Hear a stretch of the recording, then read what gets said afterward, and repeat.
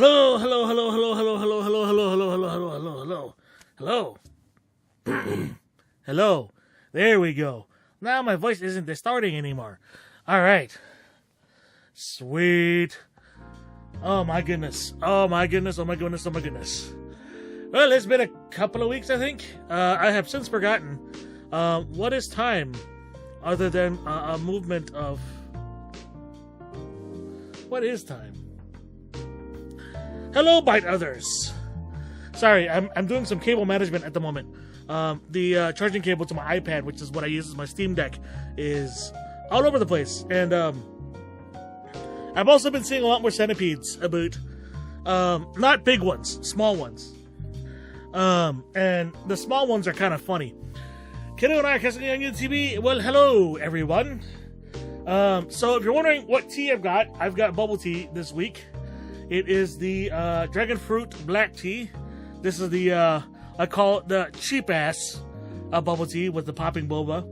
And the irony is that even though when I play Coffee Talk I don't have face cam when I'm playing in the game, I can keep my teeth in while drinking this because because they're popping boba, I don't have to chew them very much. And of course I've got my big ass thermos with my big ass, with some hot ass cider. And it's weird because I know I mentioned to y'all, I think my AC is busted, but the vent's blowing out cold air right now, so I'm not 100% sure. It might be working okay, I don't know. But it kind of feels nice. And I don't have to build a either a radiant cooler or a heat exchanger, at least not yet. We'll have to wait and see. I know very easily how to make a radiant cooler. Radiant coolers are easy. All you have to do is you get one of the foam coolers, or if you want a better performing cooler, you take preferably an older cooler. And then if you have a either chest freezer or a deep freezer, we have a deep freezer. Or if you don't, you can just grab those cooler packs, like the big ones, and you get a bunch of them. And then what you do is all you have to do is you cut a hole. This is one of the designs. You cut a hole in the top. That's a spider. It's a small ass spider, and I can't tell what it is. And it's brown.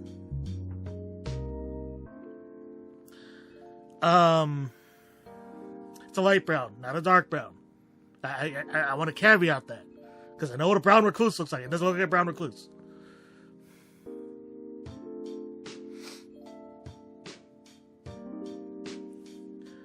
Hey, give me a second. I can't tell what it is. Hold on, let me get a sheet of paper here. I'm gonna sit you on the floor, little homie. Oh shit! Dude, you okay?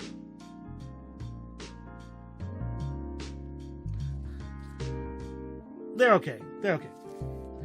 They're calling about. I'll try to make sure not to step on it.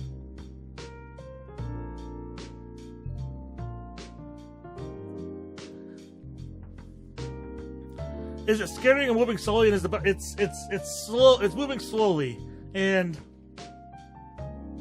it's too small to tell.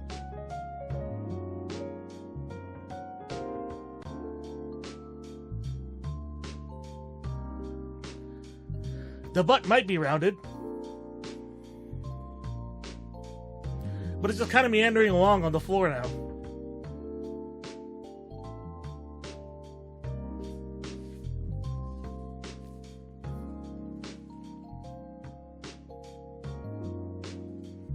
Yep. Just to double check.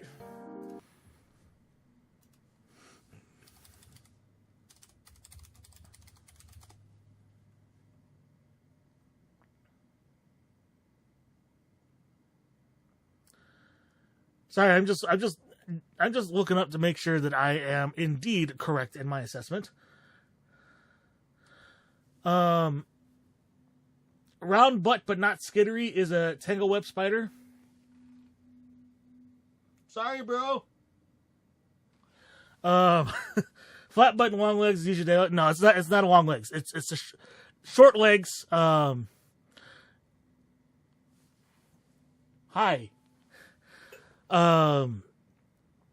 It's I don't think it's flat, but it might have been round butt. And when I say short legs, I mean legs that are more proportionate to his body, because like a daddy long legs has very, very long legs, proportionate to its body. We get plenty of those. I should try to leave them alone too.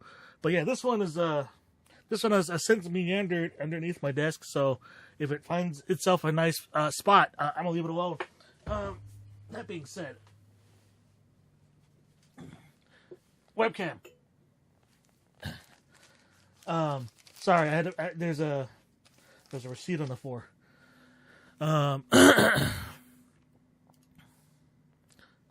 Yeah, okay, yeah. Just had to make sure.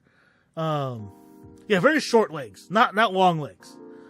Tango spiders are super common. Yeah. Yeah, we get a lot of those. I do know that Minnesota, we do not get black widows.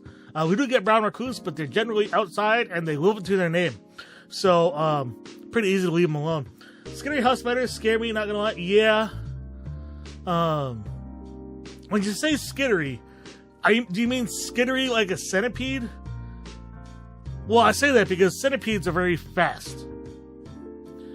I will say, I remember earlier in the week, I flipped the light on to the laundry room, and there was a small centipede, and it panicked because centipedes hate light. So I just watched it. It ran around in a circle 3 times, then found a bucket and then ran underneath the bucket. And I'm like, if you weren't so damn creepy, I'd find that funny. But yeah, it was a little funny. Watching a centipede like panic is actually kind of funny. Because in that way, they're kind of like cats. Just not as cute. In any case, black widows have been spotted in Minnesota. Well, shit, I ain't worried. Like, was it like Albert Lee? Rochester? They move a okay. So where the legs kind of move like a wave. Okay. I get that.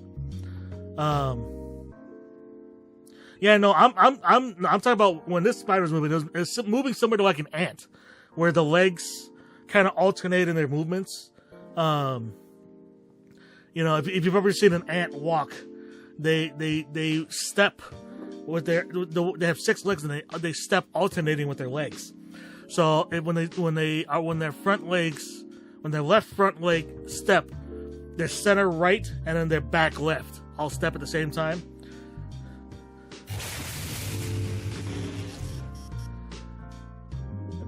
Okay, so do you see this is naturally him? I won't unfollow it under one condition. Yo, that's kind of weird.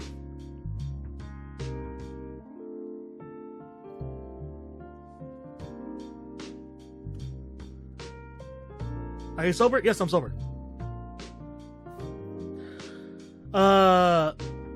I do not stream while drunk, mainly because I'm allergic to alcohol. Do I smoke or drink? I occasionally have cannabis. I never stream high.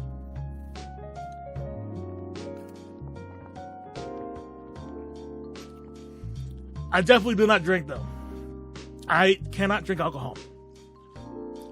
My body does not process alcohol correctly. So if that means it's an unfollow, whatever. If you stick around, that's cool.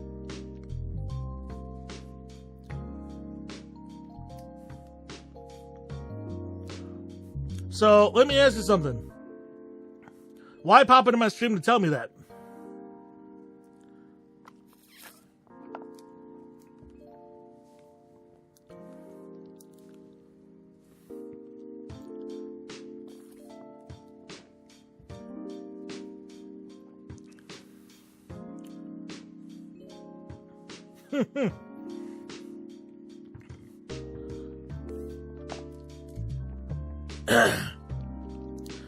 Man, unfortunately, that's not really an option for me.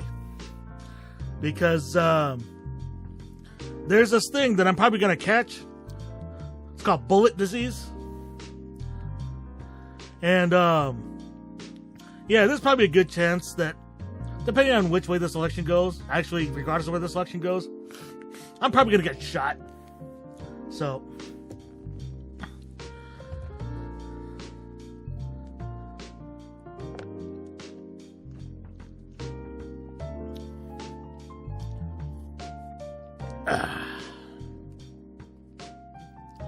that and, what's that? Bullet disease? Oh, this? This is bubble tea.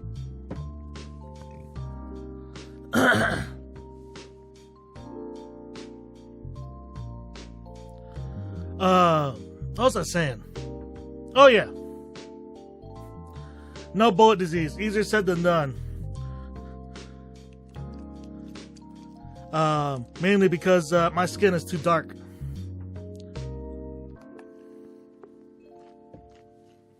Anyways. All right.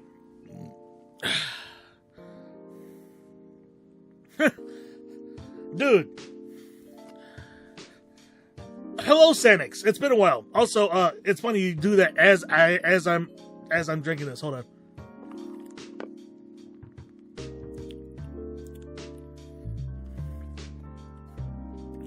All right.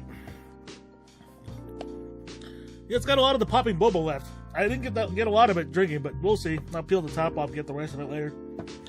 Anyways. I ain't that dark. Yeah, tell that to the white supremacists. Try to be here when I can. Thanks, Anix. Thank you for popping in. Alright, and then, you know what? Yeah, let's pour some apple cider, too, while I'm at it. That's good for you, man. Oh, what the heck?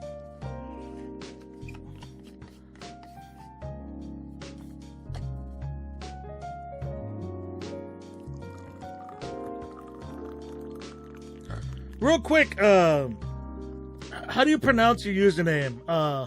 BZ, just naturally him?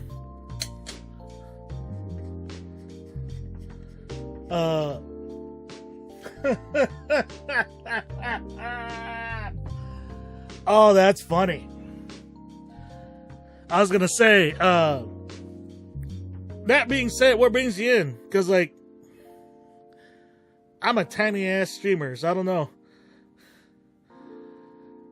Like, I'm always wary of, like, new people that are, like, not introduced by networking.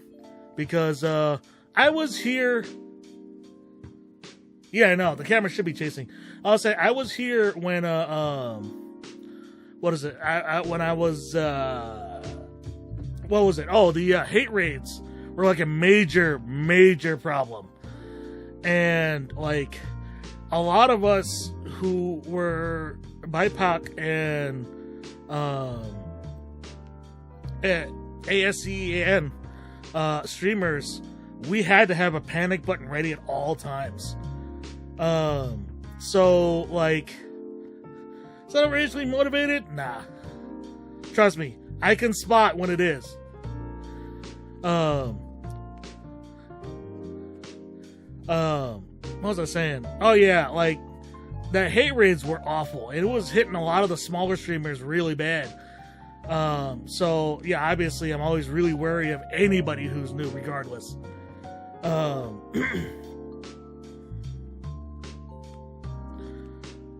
So that being said, what brings you in, BC? How do you pronounce it? Is it BC just naturally him? Bic dis? BC DIS? BC Diz? I'm not 100% sure. I mean, why I offered to help moderate because I saw people get hate rated by, yeah, it was bad. And it sucked too, because, like, I had to take a hiatus from streaming right around that, so I had no idea if the problem ever really resolved itself, which I don't think it really did, but it might have just fizzled out. But yeah, I had to take a hiatus because was it because I was moving? It was. Yeah, it was because I was moving again. So I had to yeah, I had taken that hiatus. I had no idea whether it resolved itself. So between that and then like a lot of the black and Asian streamers that I am connected with, it was not a good time to be on Twitch. And I'm glad that they have since stopped now, but damn, that was rough. It was so bad. A lot of streamers fans phone notifications turned off. Yeah, that was so bad, so bad. Still to this day, yeah. And I figured I could kind of get away with it, combined with the two. Butter Cookie Doc Insta Stim Nutter at tutorials usually rallying.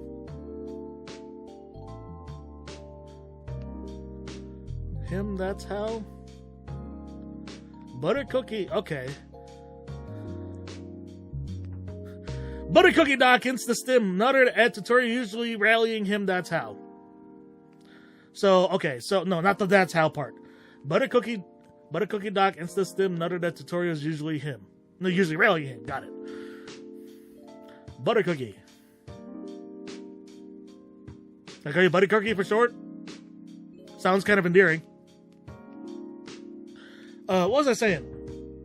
Oh yeah. Yeah, it was rough. All that being said, I figured I could kind of get away with it for a couple of reasons, even though I would get raided by some of the bigger ones. The two things that I had was, one, that I was a small channel, so I could kind of discern relatively easily who to trust and who not to, coupled with my background in IT. So it was like, okay, I could set up a kill switch, I could set up a bunch of stuff in case things get way out of hand. But yeah, so that was a thing. Seeing as how I've switched a lot of my interface around, it is not quite the same anymore. Makes less sense than ChatGPT.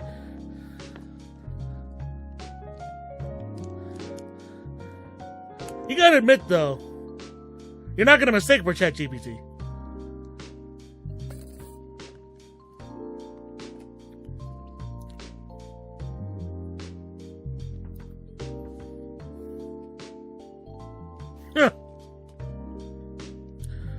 See, the funny thing is, I know Bite or this is mom.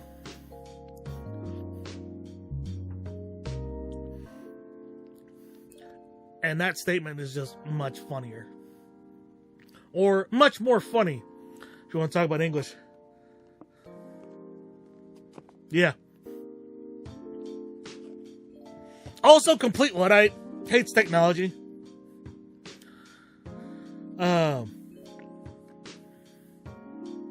Yeah. That's why it's kind of funny.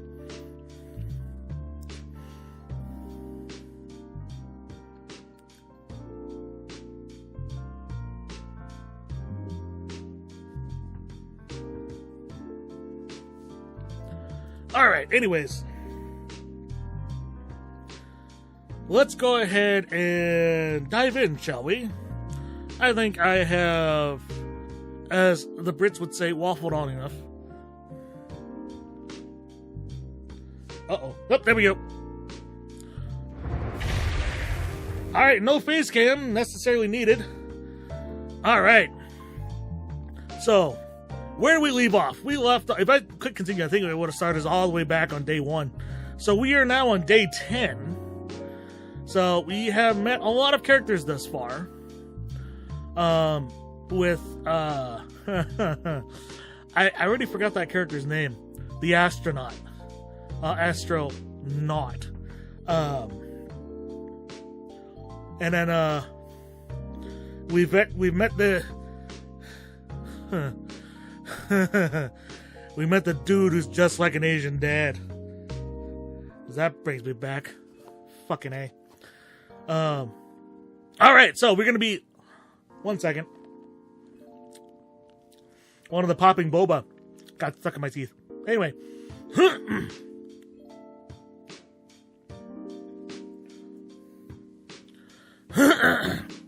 Day 10.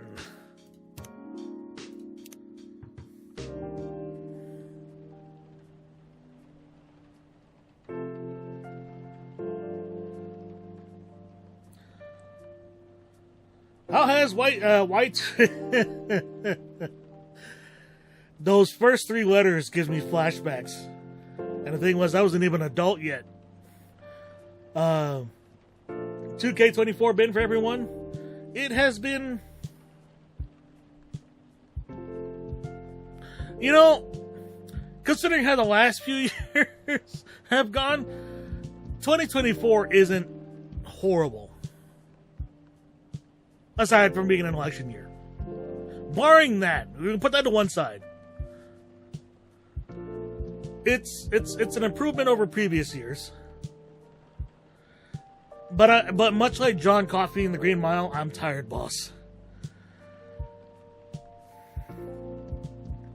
So, yeah, it's a lot going on, and being able to kind of come and stream and play games with y'all, that's been kind of nice.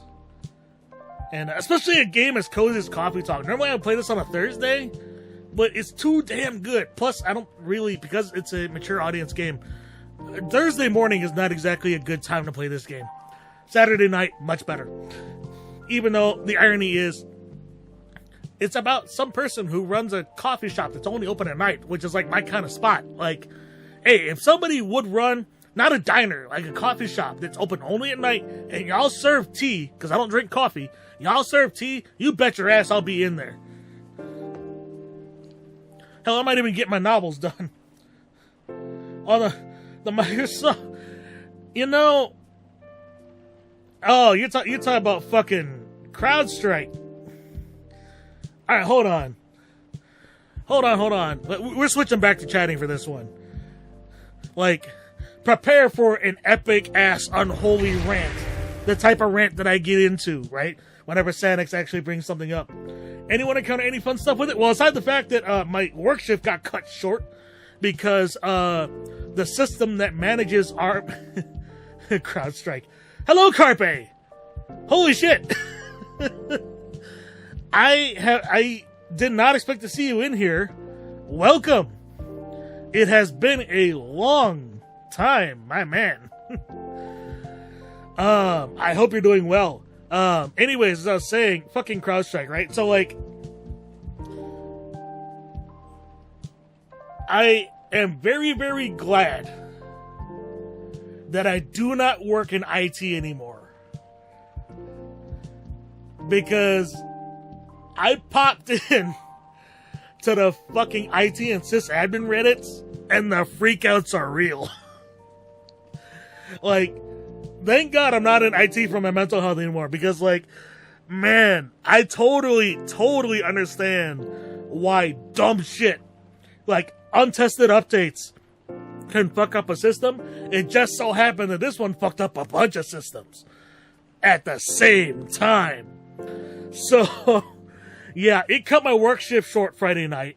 Like, I remember getting back from break, and I realized one of the things that was really odd was like, wait a minute, why isn't the cafeteria registers working? And yep, sure enough, they're not working. So I'm like, well, fine. So I go to like one of the break rooms that sells food, and I was gonna buy some of the food there, and that system was fine. But I remember thinking to myself, that's really odd. And I remember before I went to break, it was like, yeah, by the way, one of our manufacturing software is down. It's like, oh, that's weird. So I get back from break, right, to go back onto the floor. I work in the clean rooms. I have to do like the whole robe up and stuff. And we get back, and all the manufacturing software is down. All of them. Not just like so the machines I work with are pretty complex. They're a gigantic pain in the ass. And there's 4 of them. Thankfully, I only have to worry about 2 actually, because one of them just runs. Paul's work hasn't been tense since planes got grounded and then crews weren't where they needed to be, so he's been hella busy. I can imagine, like, because I remember, yeah, it grounded a bunch of flights and shit, and like, I imagine like the on the IT side, the backbone of it, it's a shit show right now. Like even as we speak, it's probably a shit show right now, because like fucking the whole thing is like. There's like a lot of unwritten rules and cardinal sins you do not commit when working in IT, and one of them is you do not ever push an update out on a Friday, ever. You never ever do that. And fucking CrowdStrike did it. Now whether they did it on purpose or by accident, I don't think anybody really knows. They did it on purpose. That's really shitty. They did it on accident. They're shitty at their job. Or it's just they hired some new intern that made a mistake somewhere.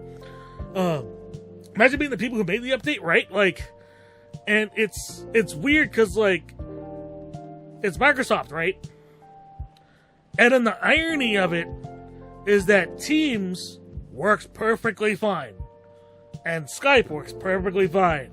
Every other system just crashed hard. It was horrible. So like, man, I tell you, a lot of IT I bet a lot of IT right now, they're probably getting the short end of the stick, and what's really fucked up is I'm willing to bet that some of them are not going to get paid for it either. Like, trying to fix these systems. And, like, that's what's fucked up. And, like, the thing is that, like, in IT, we make good money. Unfortunately, that money does not pay for our mental health. Part of our pay is to get constantly shit on. Because the thing is, if everything is working, and we're doing a good job, and everything is working as it should, we are called lazy. Then, when something happens, when something breaks, somebody messes up, even if it's not something that is directly as a result of something we did, and trust me, I've been a part of IT teams where we got blamed when someone else fucked up the whole system, we get called incompetent. So basically, if we do a good job, we get insulted. If we do a bad job, we get insulted. So then you wonder, why the fuck do IT people have an 80% burnout rate? Why did people like me quit? Despite the fact that we have a lot of skills in it. The DMV was down, yeah. And as funny as that is, because we all know the DMV stereotypes, that's also fucked. Because, like, imagine you are somebody who is available during the day who can actually go to the DMV, and then you come to find out that, you have to get some really important paperwork for something for some reason, and then you come to the realization, shit, I can't get my shit today. Like, it's crazy. Now, despite all of that,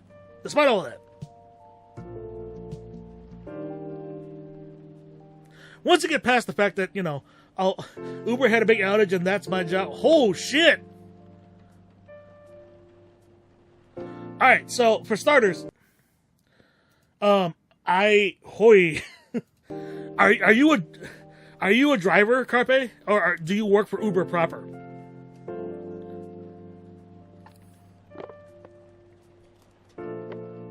Drive? Okay. I used to drive for Lyft. I feel your pain. That shit, man. Like, I remember, too, there was one time, I don't know about Uber. I do know that Lyft, their servers are owned by Amazon. And I remember one year, I think it was in 2016, a lightning storm had struck the data center and knocked out a few of their servers. I'm glad it's back up. It's so messed up how gig workers just get screwed when the platform is down. Yeah, pretty sure Uber is Google. Okay, so that makes sense. But it's crazy to think that, like, despite the fact that Alphabet, has their own gigantic server farms, because Alphabet owns Google and Google has gigantic server farms, how else do they run YouTube and their ads?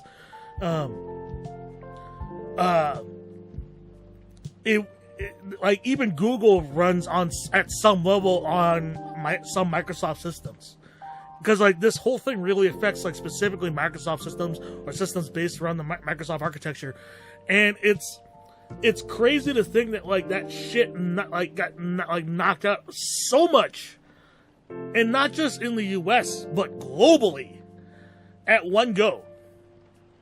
And like I was thinking, like it was so odd because I remember I get home and me and others were talking. I get home and like I'm like, yeah, you know, I got sent home because our system got knocked out. We don't know when it's coming back on. And others was telling me, yeah, the 911 dispatchers are down. It's like, oh shit, really? It's really odd. Because I remember earlier in the day, there's like a bunch of other shit that was down, like, and it was like really random shit. Like, so like, for those of you who don't know, Sanix knows. Sanix, you most definitely know. I'm a big firearms guy. I couldn't go to some of the firearms sites that I normally go to look for accessories because I'm like, why isn't Brownells working?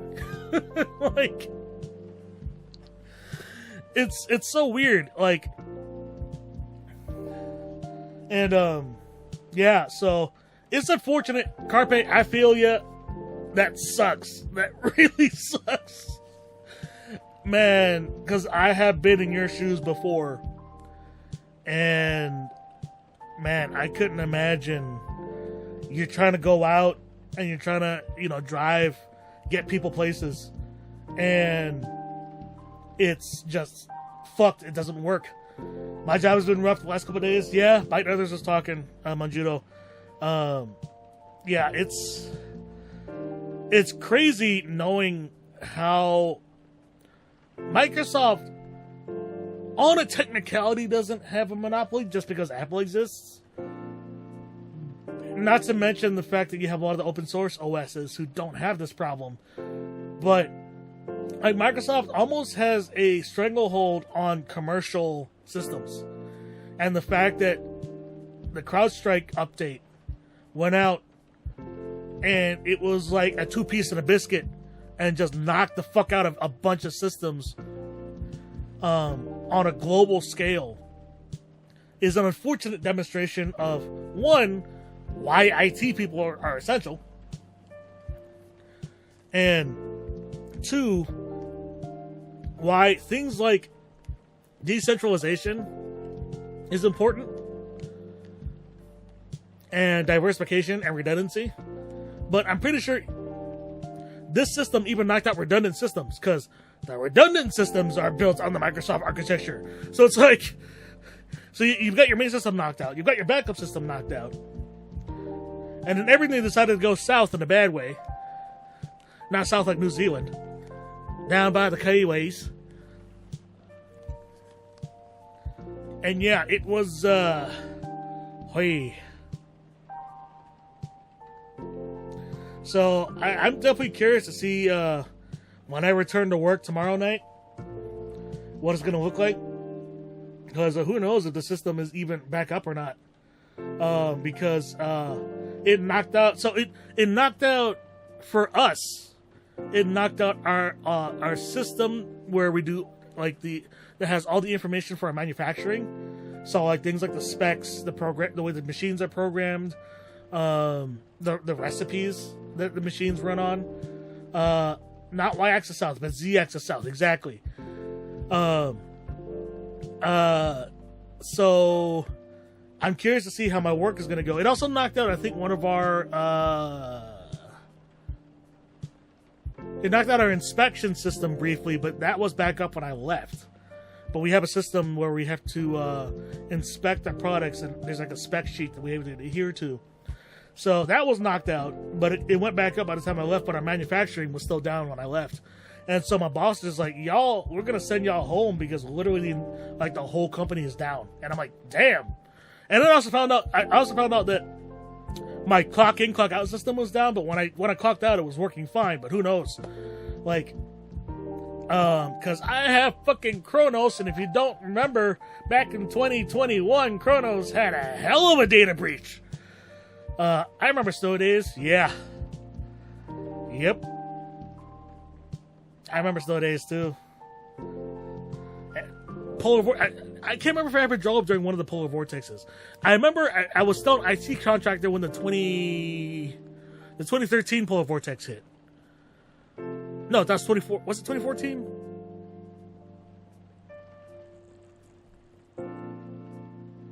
that might have been, no, that was 2013 when that hit. And I remember, man, that was when I realized how much I hated working IT and financial services. Yeah, so it's a whole lot of damn.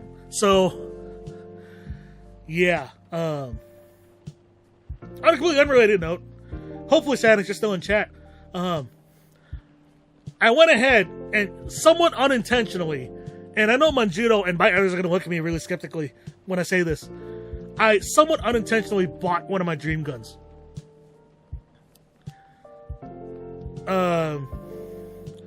Somewhat unintentionally. I know it sounds weird to say that. But yeah, so yeah, Santa's, yeah, if you heard me just say, yeah, I somewhat unintentionally bought one of my dream guns. And so here's what happened. First of all, let me say, as a firearms fanatic, I have a dream gun in every category. So I have a Dream, which I own one of them now.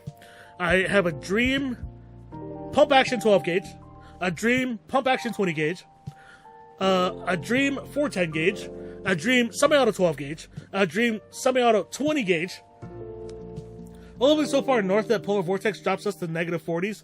Yeah. But, like, the upside is that because it's a small town, it's not quite as...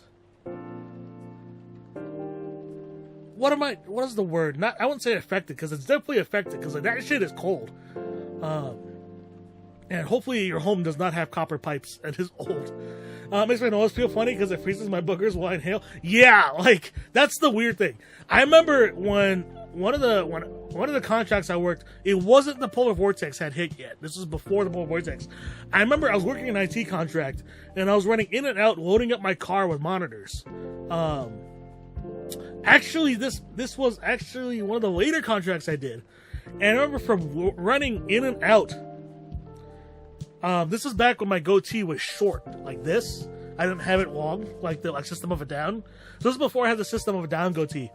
And I remember by the time I sat in my car to go to the campus where we were going to deliver all the monitors, my mustache and my beard were frozen solid.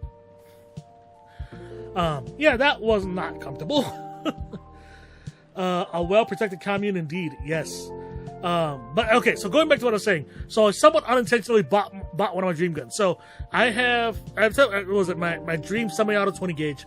So I ended up buying my number one Dream semi-auto 12 gauge,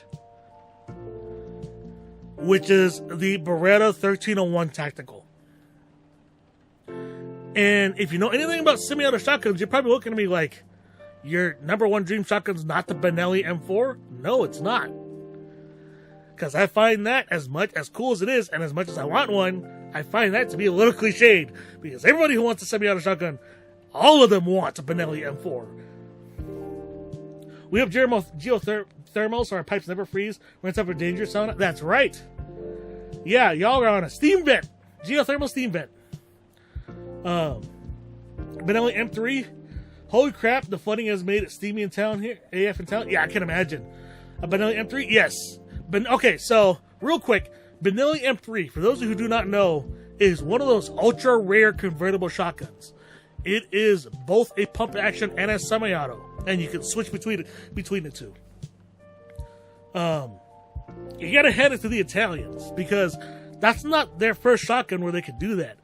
The Franchi Spaz 12 is the first mainstream shotgun to do that, except that unlike the Benelli M3, the Spaz 12 is a gigantic pain in the ass to switch between pump action and semi-auto mode.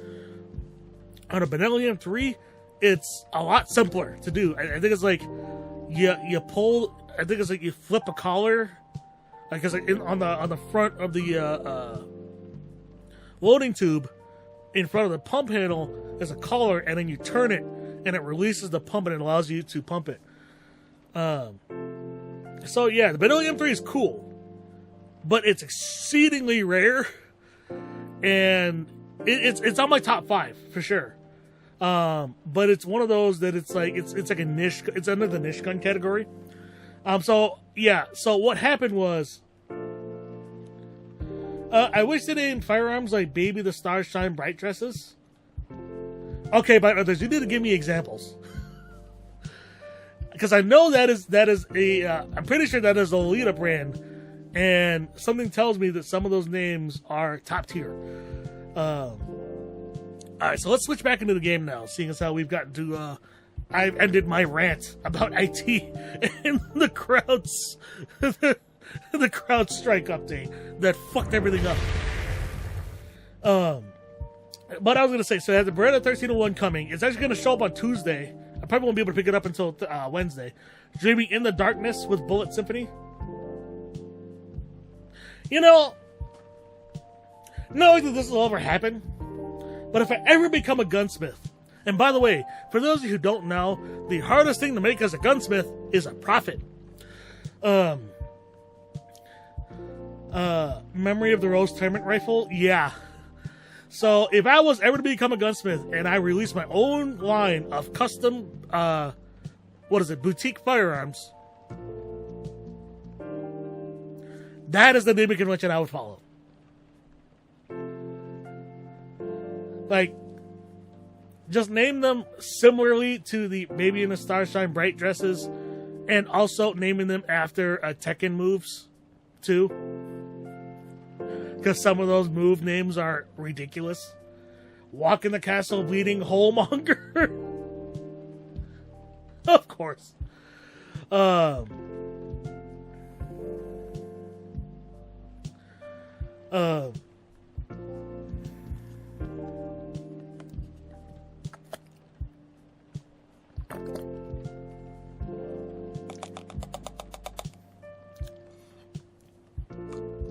Ooh, there we go.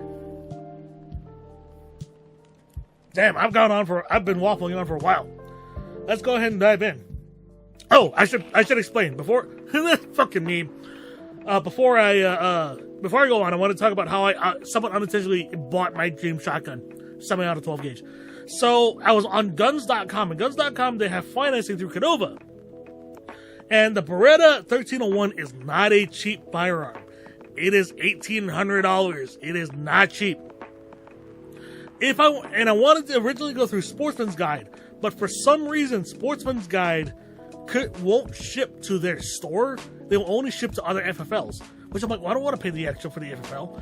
So that was what was really odd. So I was like, in Sportsman's Guide, they have what's called Pay in 4, which breaks up the price of anything above $250 into 4 equal payments over 4 months. And I was going to take that route.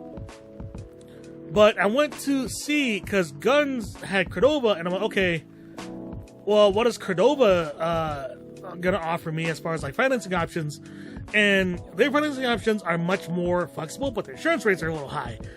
And so I was like, okay, so let me check like what I'm approved for Cordova. And so I did the application, and then I got approved, and then I clicked OK. What I didn't realize is that when you click OK, that sends in the purchase order. So I'm like, oh. So I had this moment where I was like, okay, I just placed an order for a Beretta 1301. I really only needed to pay $160 a month for it for 2 years. But I don't want to cancel the order because it was my birthday, and it is one of my dream shotguns, and it's otherwise a really hard to get firearm. So I was like, you know what? Fuck it. That's my birthday present for this year. I don't know why, but I picture buying your firearms for Guitar Center. I mean, if they offered, I would probably buy used firearms from Guitar Center. If it was something they offered. But nah, it's so weird because like Sportsman's Guide's actually pretty cool. I mean, their store is very Spartan, but you walk in and it's like a warehouse with a bunch of store displays. That's just basically it. It's kind of like a Ratchet Fleet Farm. And you walk in and it's just like hangers and shit of like outdoors and camping clothes. And like outdoors gear and military surplus and camping gear and firearms and shit. And I'm just like,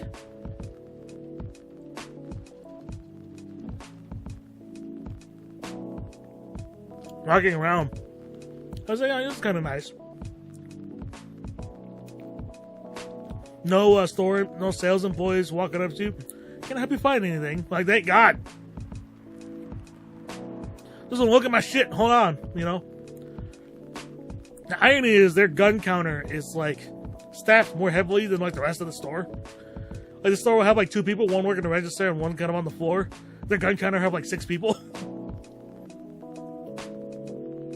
It's funny though, but like,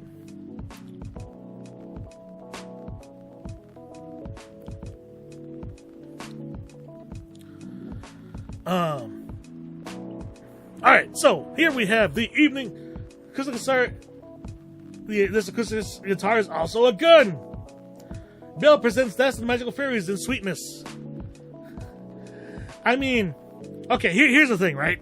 So, Bite Others. Come up with a name that follows I don't want to do like the actual names, but come up with a name that follows the same naming convention as the Starshine Bright, like that's the sound naming convention, and I will tell you what kind of firearm I would associate with it. Also, if you have not seen Desperado or Once Upon a Time in Mexico, that right there is peak guitar gun. Right there. Also, Robert Rodriguez at potentially his most ridiculous. Not counting his Grindhouse movies. But in any case, Coachella organizer reminds parents not to allow their children to attend unsupervised. This fucking meme. Rachel Florencia confirmed to perform at Coachella 2020.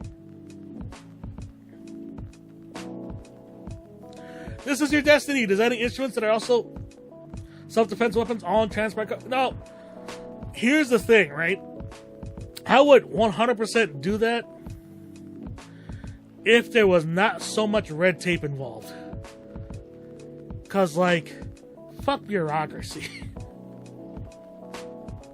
And, like, I know I shouldn't say that in regards to firearms specifically, in light of what has happened recently. But fuck bureaucracy.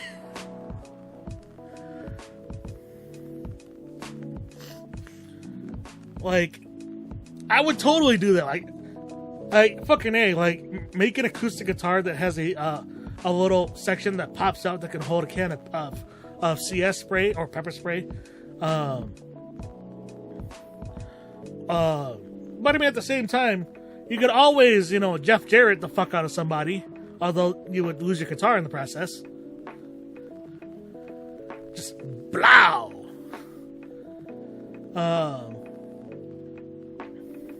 And then, yeah, bits and pieces of acoustic guitar everywhere. And you have to call them slap nuts before you smash the guitar over their head. Gil Nyman and Maruki Harukami to collaborate for a new IP. It's funny how, like, in this universe it's called Coachella, but I still pronounce it Coachella anyway because the U still looks like an A at a glance. Alright, so let's start the day. Make them self-defense shovels. Now, imagine how much weight that would add. Plus, I don't think... Well... You know what? Actually... I could theoretically make small steel body guitars. And by small, I mean small body, not small scale length. Although I could do like a 24-inch scale length just like the Fender Mustangs. But, because there's a Rob Scallon, the guy who does like heavy metal everything, he made a shovel into a one-string guitar and then proceeded to play Rage Against the Machine on it. Jiggle jangle.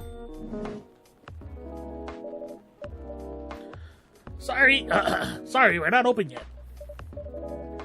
Oh, Neil, you've come very early today.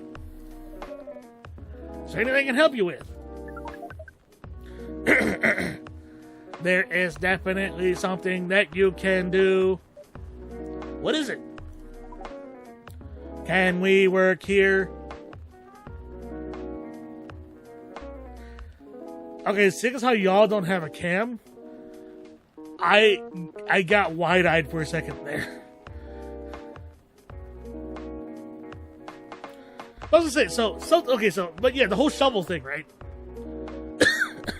I mean, I've seen people take old skateboards and convert them into lap steel guitars, and they sound pretty awesome.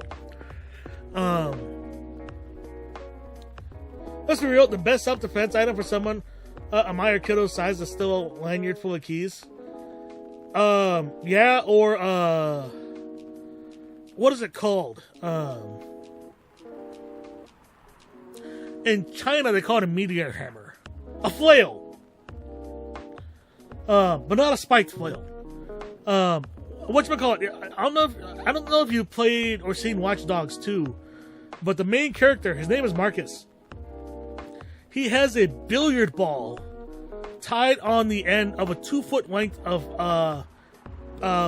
weaved paracord, and his melee takedown is basically giving people concussions with it. Now, the problem is, so that's a monkey's fist. That's another name for it. Monkey's fists are technically illegal to use as a self-defense weapon.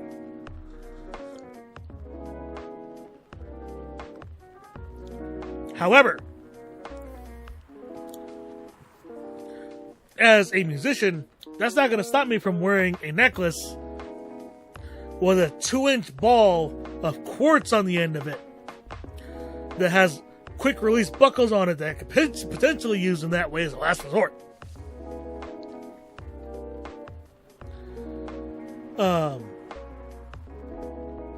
And like pepper spray in your case especially, but others, but for both you and Kiddo, not the best idea considering that both of you have asthma. And stun guns are hoy. As much as I prefer stun guns have a major disadvantage, and that is you have to be up close and personal to the person you're using it against, because you literally have to make contact with it. And yet, the thing you have to bear in mind is that stun guns and tasers, there is a difference. I don't care what anybody on the news says. I don't care what politician says. A fox and 9 tails. Yes, you can use a kitsune. I was say Kiddo is aware that it's called a cat of 9 tails, right? Because a fox of 9 tails is a creature in Japanese and Korean folklore, and they are both portrayed fairly similarly.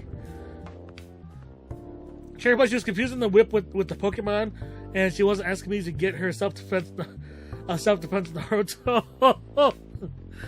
No, okay, so here's the thing, right? One of the interesting things, since you brought up Naruto and we're going to talk about ninjas really quick. When you look at a lot of the weapons that ninjas use, barring the wakizashi, right, the Japanese swords, the wakizashi, the katana, the tanto, the lido, like all of those, ninja weapons are repurposed farm tools. The kusarigama is a small handheld scythe. The scythe itself, the kunai is a trowel. The kubotan, or yawara, which is a small stick that you hold in your hand that you can use to strike either pressure points, or you can punch someone where you're less likely to break your fingers, is used as a tool for helping to thresh wheat.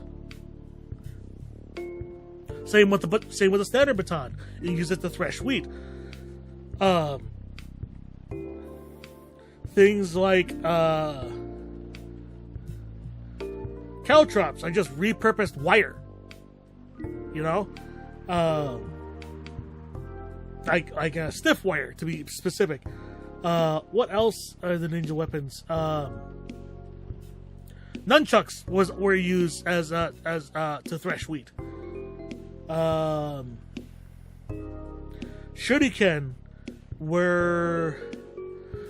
Shuriken had like a really specific use, but I forgot what it was.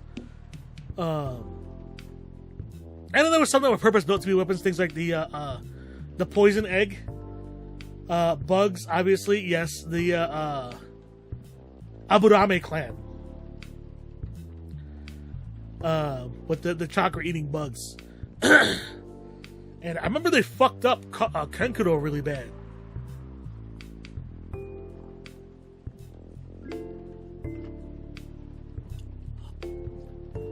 It's funny because one of the filler in the original series,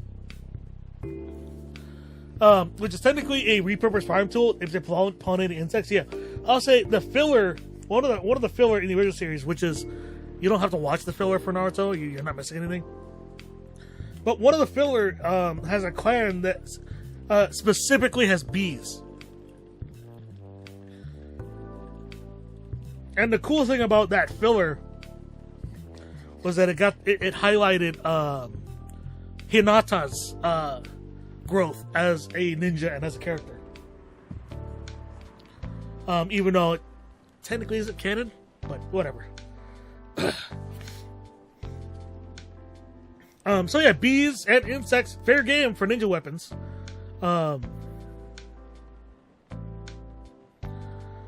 Now you got me thinking, like, okay, if I was a ninja in the Naruto universe, and we're not gonna account for the Boruto universe, so just Naruto and Shippuden. Damn, what kind of ninja would I be? I don't know. Given what I know about the abilities in the universe, it's just like, it's really hard to choose.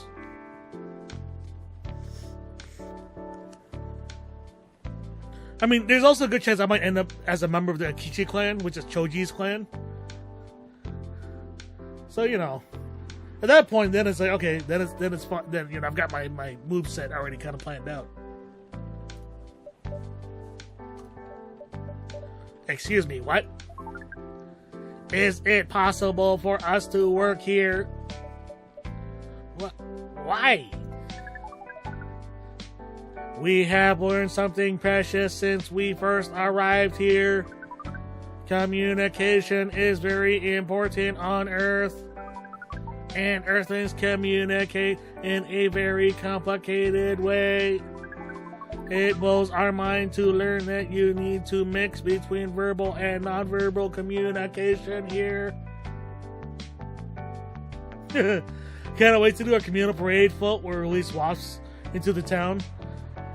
I do hope, though, because wasps are angry little fuckers, that they don't attack us instead. Yes, but I can see your communication skill has improved an awful lot since you arrived.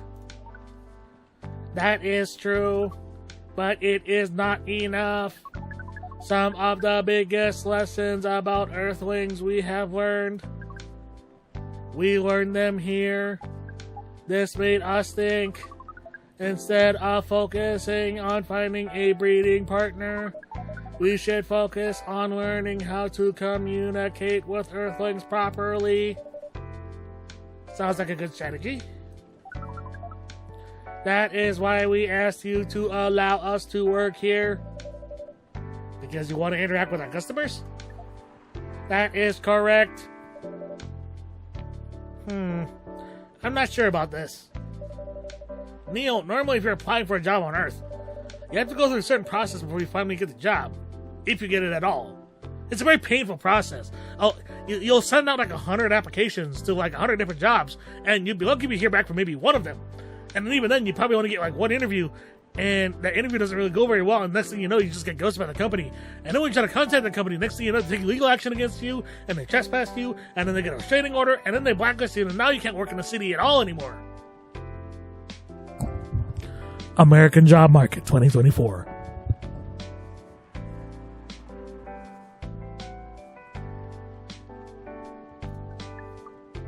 Oh. Let me think this over if you don't mind. And I'll let you know tomorrow. Oh no. We are sorry for our spontaneity, but it has to be today. May I know why? Because we are leaving for an event tomorrow. Okay. And we now cue awkward silence as amazing lo-fi plays in the background.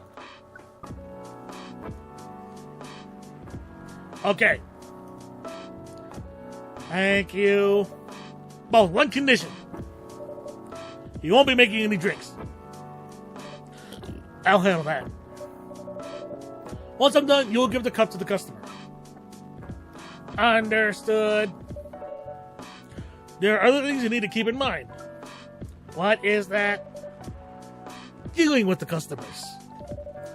Some people come here just to chill. Then they come for a drink, work, or to read something. I strongly suggest you let them be. But always be prepared if they want to talk about anything.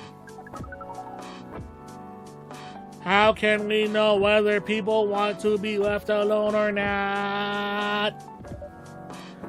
That won't be easy. But you'll be able to judge based on their body language. Nonverbal signs. Yes. That will be very hard for us. Indeed. Don't worry. I'll give you a sign when you should start talking. Or when you should stop. Thank you. We will need... we will need that so much.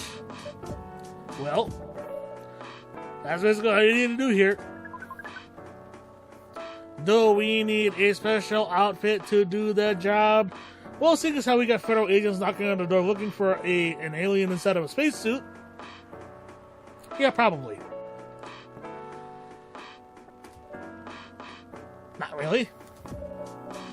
I want you an apron. Can you imagine, right? You see Neil. Neil in their astronaut outfit with a frilly apron.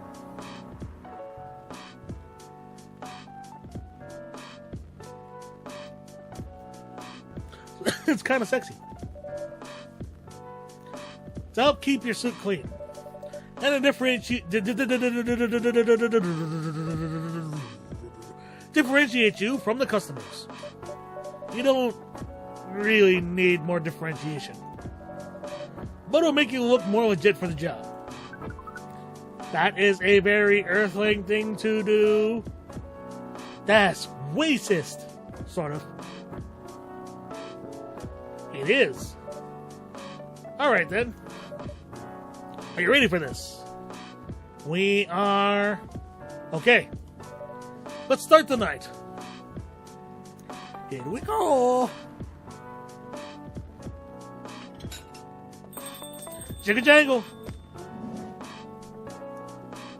Welcome. It's Freya. Holy cow. 1 minute. Oh.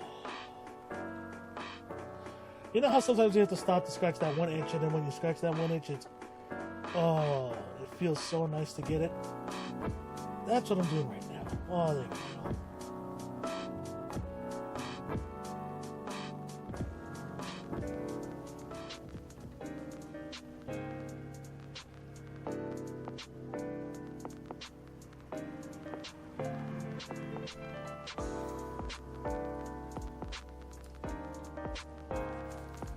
All right. Oh, she said holy wow, not holy cow. Holy wow. What the hell is happening? Good evening, Miss Freya. Hey, Tomrad, what's going on here? Well, Neela's working here tonight. And I thought I was the one who brought bad news. Never thought this place would be ground zero for an alien invasion. Ha, it's not like that. Neil's just helping out. You never look like someone who needs help. There are a few things to clarify, Miss Freya. First, our mission was never about conquering Earth. In fact, it is the other way around. Second, judging from the situation, we are actually the person who is getting help from the barista, not the other way around. What?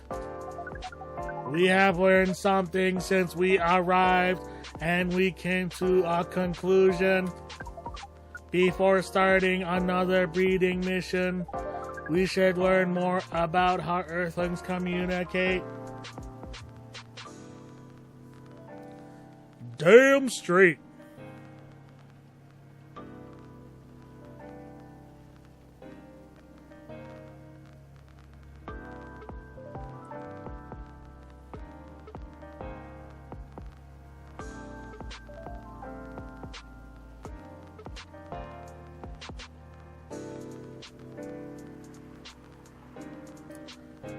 All right.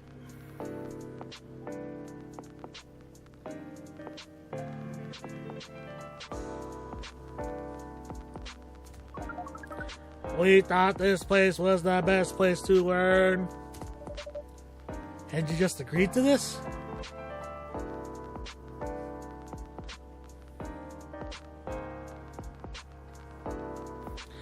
I love your Neil voice. He's an alien. He doesn't experience emotions. I just figured it worked.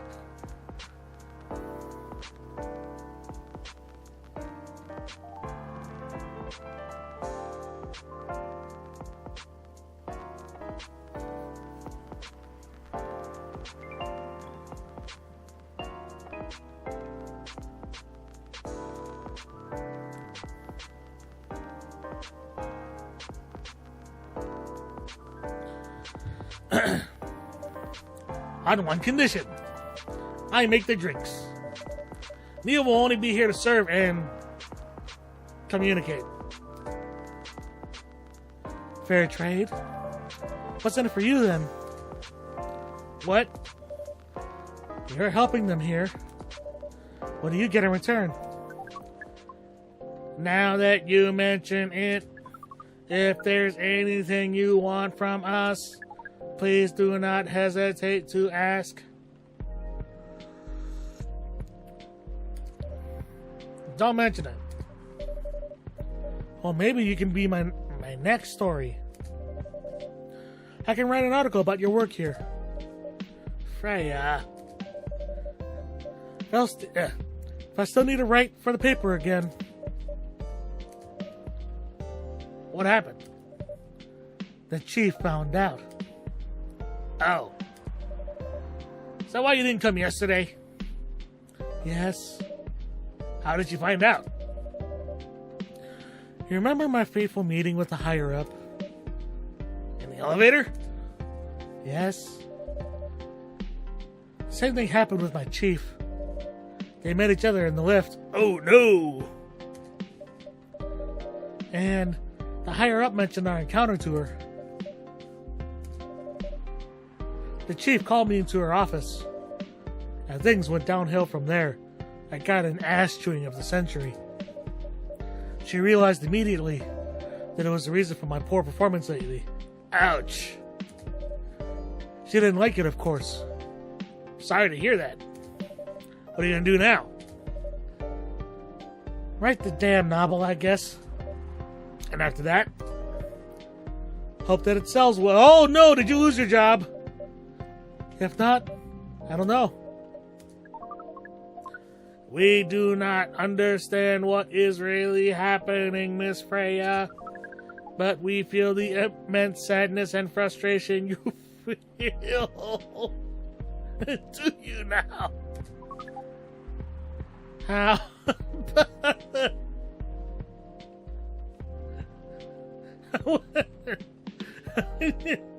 Not now, Neil. I mean, I'm not gonna blame him for selling. Goodness sakes. Neil, you don't get to make that decision. on the house.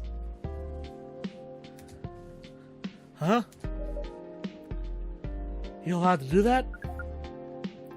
We will pay for... Oh. Well, if you're paying for it, that's fine. No, it's okay. It's on the house. It's a nice thing to do, Neil. That was the best thing to do according to our senses. It was. So, what do you want to drink, Miss Freya? Your favorite? Our favorite? Anything. I trust you with the decision. Should we just give her the usual?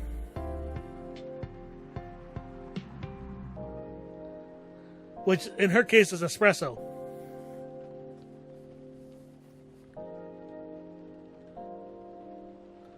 Or maybe... Nah.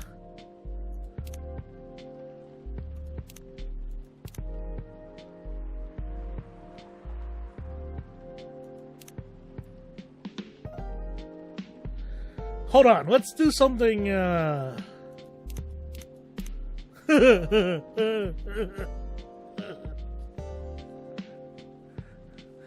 That would be really funny. Hold on, I gotta see what turns out.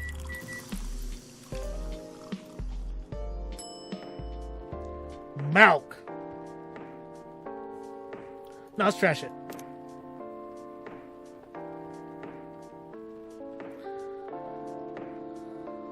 So, okay, hold on. So we do the hot chocolate, right?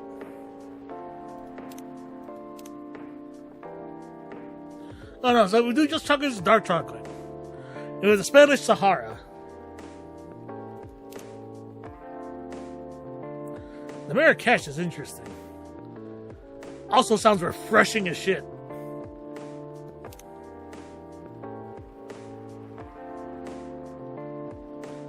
So what if we do this? Oh no, we can't do the...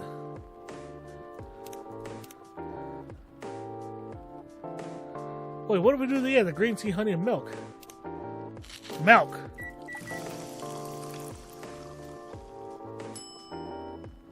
Honey milk green tea.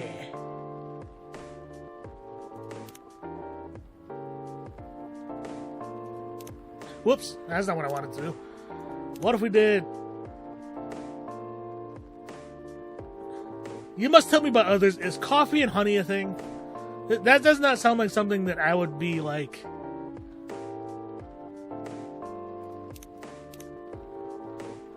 Coffee, lemon, cinnamon.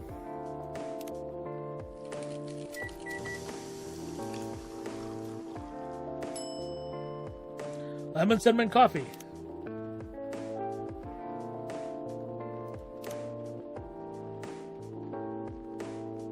I know mint and coffee is a thing. I've had it before. But is honey and coffee a thing?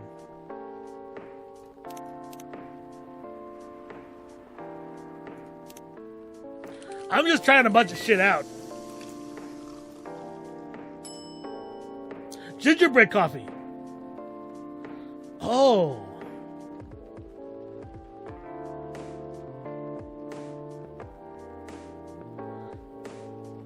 Serve it.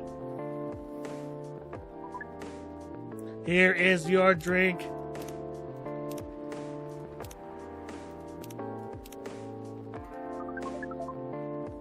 Especially crafted by the owner of this coffee shop.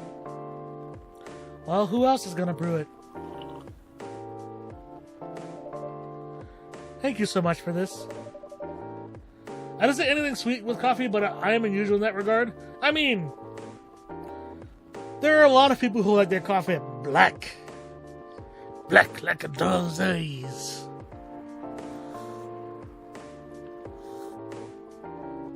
Cinnamon coffee is delicious? Okay, so that is a thing.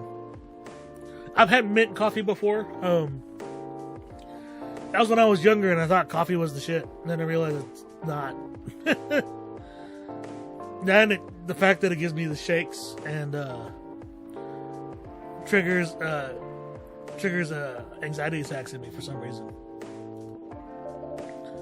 But today, I might have an idea why. It is the thing. I don't personally like it though. Yeah.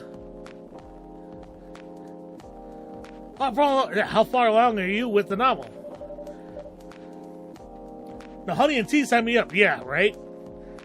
Like, and it seems like there's a lot of tea that honey works well with too.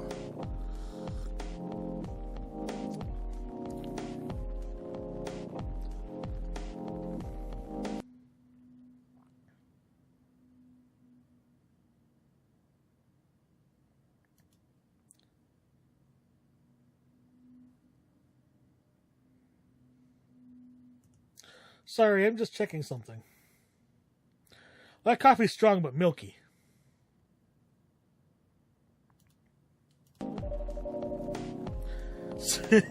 Sorry, I just had a really dumb joke. So you like your coffee with titties?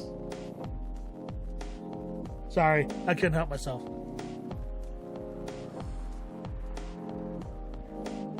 As you know, milkies, titties, you know. Anyways.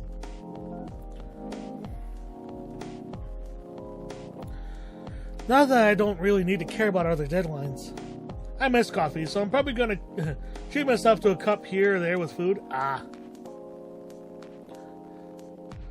Well, I mean, if you have any empty Cafe Du Monde cans, I'll take them.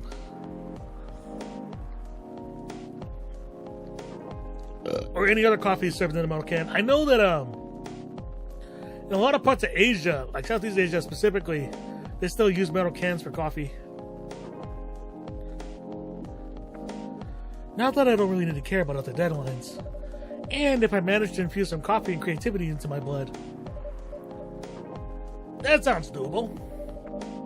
Even without the caffeine infusion. Excuse me, Miss Freya. We have learned extensively about Earthlings' bodies. About all the races. And we do not think infusing your blood with coffee would be advisable. I feel like chat would have an opinion to weigh in on this.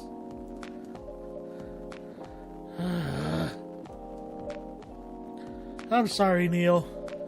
Not really in the mood for this sort of conversation. There was an interesting study that used coffee to analyze whether people were honest about what they like/want. They took respondents' self-reported coffee preferences and then had them taste test coffee. Really?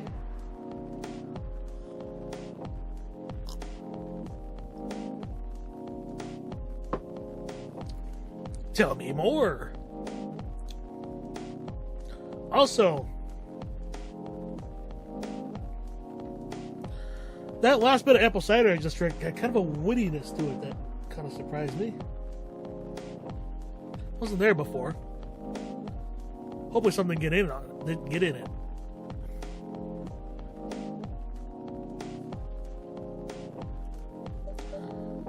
Neil. Freya wasn't serious about infusing herself with coffee. It's a figure of speech. Oh. We are glad to hear that. They found people say they like dark roast the most, but most people most prefer coffee that is weak, sweet, and milky. Yeah. I mean, also, that being said, that study, was it done on like Westerners? Because one of the things I noticed, and I remember because I was watching K9 Kuro, he's a male VTuber from he's a Filipino-British male VTuber, and he was talking about how in South and Southeast Asia, we just don't like things to be sweet. We just don't.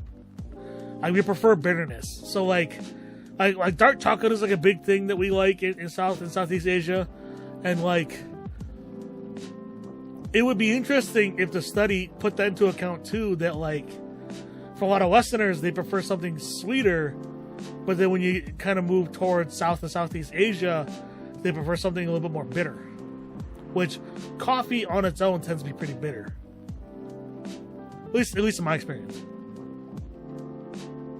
That being said, though, I do know the difference between like dark roast and like dark roast and like a standard roast. Because like dark roast is like roasted twice, isn't it?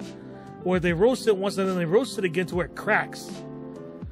And dark roast is a very strong flavor, but has reduction of caffeine because you're off-gassing a lot of the caffeine, right?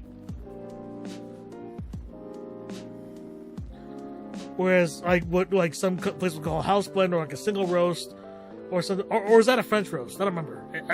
Maybe I'm getting I don't know coffee very well. I know tea, reasonably well. I don't know coffee like at all. That was a figure of speech, Neil. We have heard that term, he says while holding up one finger. It is still very hard to understand your language. Yeah, you think English is bad? Try some of the other languages. Some of the slang is wacko. It will always be hard. Languages will keep on changing, and so will the slang. No cap. Understood.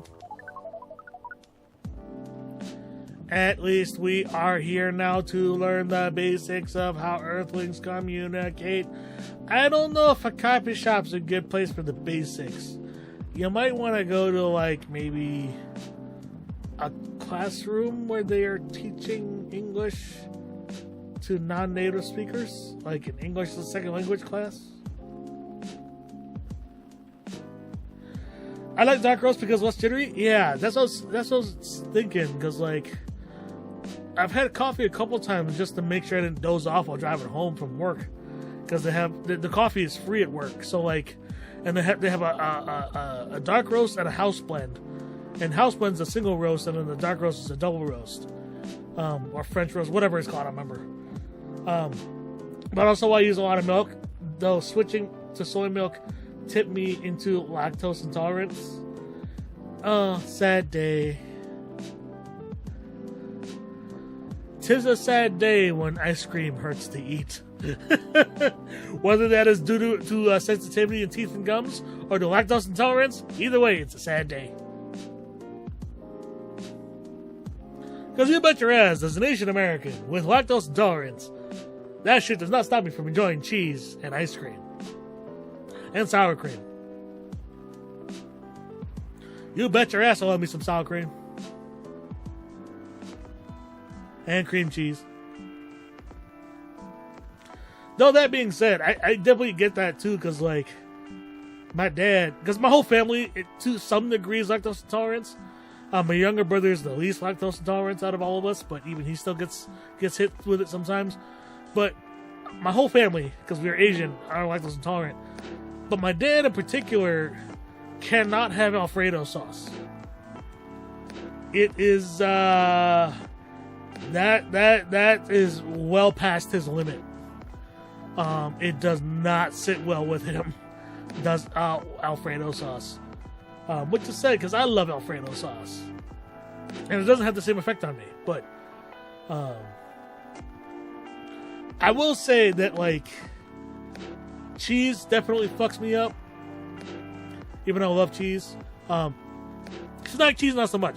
But I mean, if you're talking like the amount of cheese you put on like a taco, or like large burgers that have a lot of cheese on them, that shit'll get to me.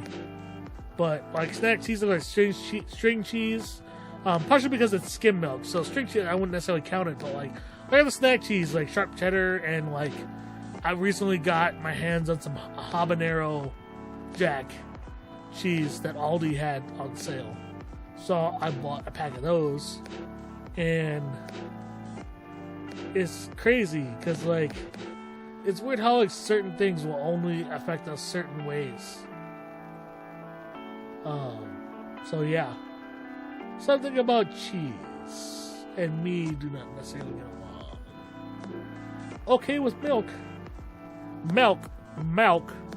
but and reasonably okay with ice cream, so I don't have too much of it. But yeah, and then like sour cream and cream cheese and stuff, though, like, none of those are a problem. But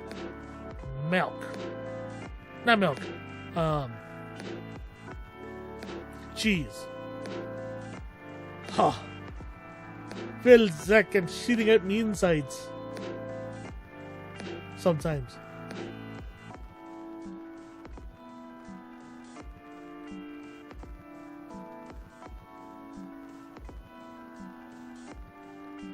Okay. Let's move on. Alright, we have read this one. Miss Freya, if we may ask away. How fast do you write? Not fast enough, apparently. Now, given that she's a journalist, I would guess if she's typing, probably 85 to 90 words per minute.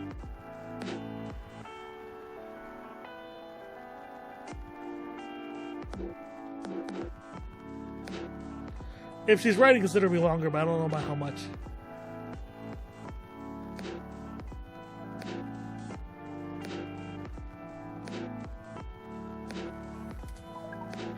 But do you have numbers?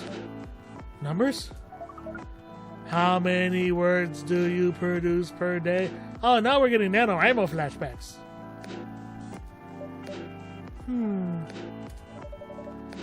I don't think I have the exact number.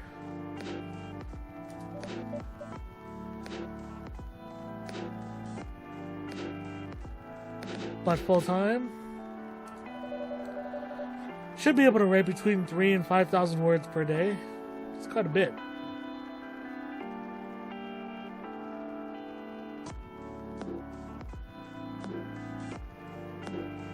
So that's quite a bit for us, actually, think about it.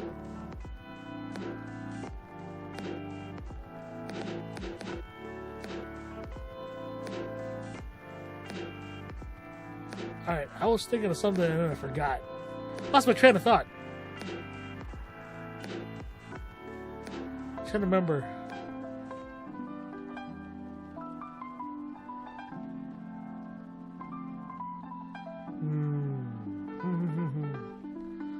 What was I doing? Whatever. That's a lot. That's raw.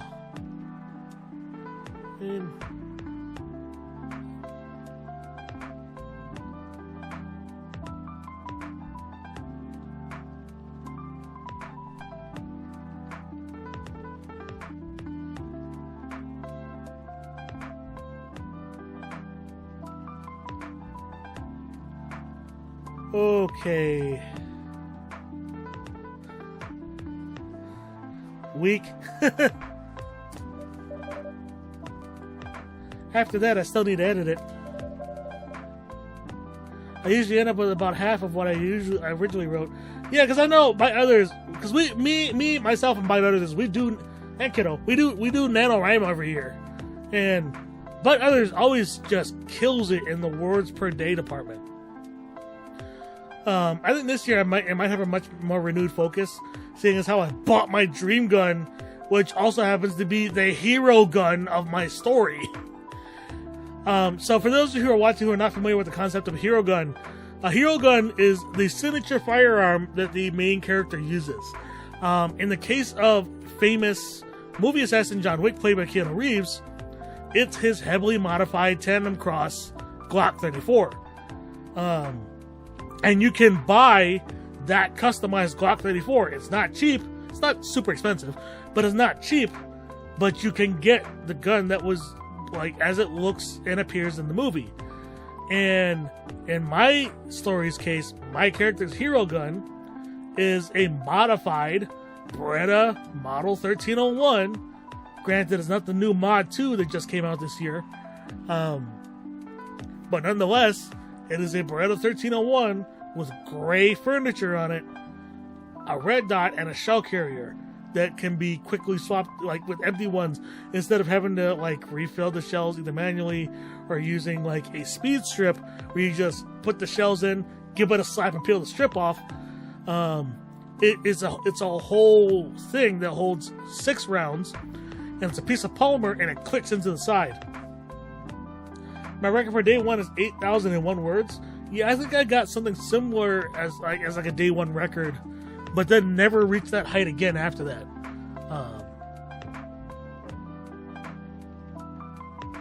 Or it might have been like 12,000, and then just never continued after that. And momentum is like key with Nano. Like, if you can keep a routine going and keep up the momentum writing, then Nano isn't so bad.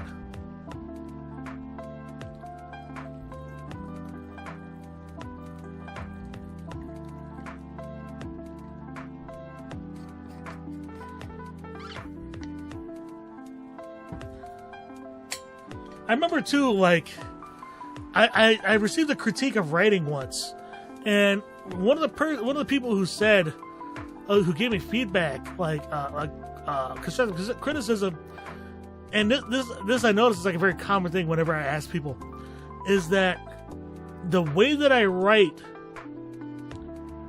tends to be very, very, very logical. I'm very logical. Like, even when I'm writing fiction, I'm very logical to a fault. And I'm also very the way I write it, I'm very Chekhov's gunny. So, like, if something in the scene is mentioned, it's probably going to be used in that scene. Especially when you put into consideration that I grew up watching Jackie Chan, and one of my signature things as a writer is writing combat and fight scenes. And so, like, it's crazy because I grew up watching Jackie Chan, and, like, action is such a thing with how I write. It tends to, everything tends to be, like, really kind of follows, like, a specific logic. And I don't know if it's really consistent. I know that, like, people tend to say that I'm very logical when I write, so I'm like, okay, that's fine, whatever, I guess. But yeah, I got Disney Dreamlight Valley, and that killed my momentum last year. Yeah, my thing was I finished my PC build last year around the same time, so that definitely killed my momentum, because I had to spend most of the time getting my PC set up and put together. Well, not in reverse order, getting it put together and set up. And, like, if you've never built a computer before, you have to work out all the kinks. You know, especially the really weird kinks, right? Then once you get all the kinks out, then it'll work fine.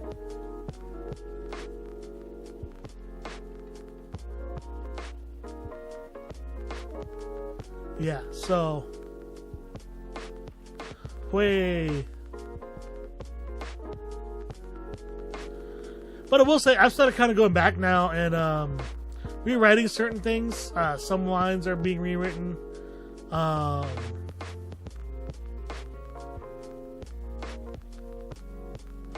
Some of the insults are being rewritten to better fit the time period, which in my character story is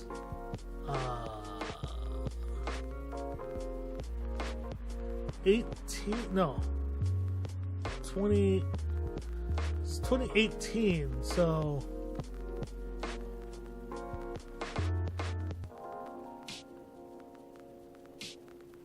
I guess this works. It's got a continuous track, I guess. Oh no, I was thinking, sorry, I was imagining like a what was I? Fuck it, I'm rambling now. Ugh. I usually end up with about half what I originally wrote. According to our research, the standard number of words for the thing you need to write is between 50 and 100,000. Thanks for the input, Neil.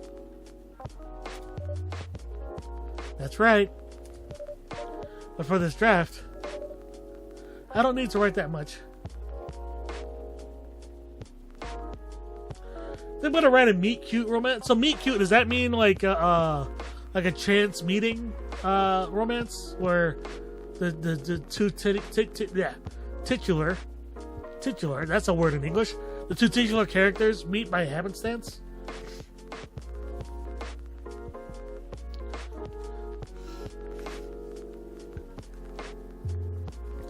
And if I can manage to finish before the month's out, I'll resume a magical school story.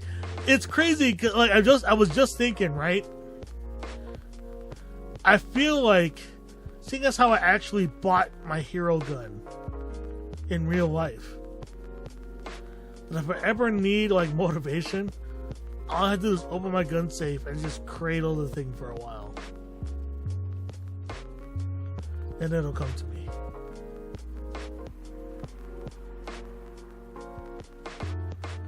To me, that's a wild thought to be like, yeah, such a wild thought.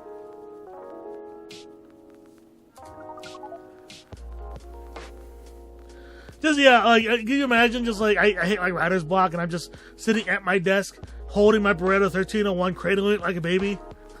Just like, and I'm just like watching like anime or YouTube videos or something, trying to get the creative, just because like, one of my biggest, in the sense, because like, you know, I follow a lot of YouTubers, so I always want to be caught up with what they're doing, but like, that takes up a lot of time, right? Like, I used to follow the Ozcast much more extensively.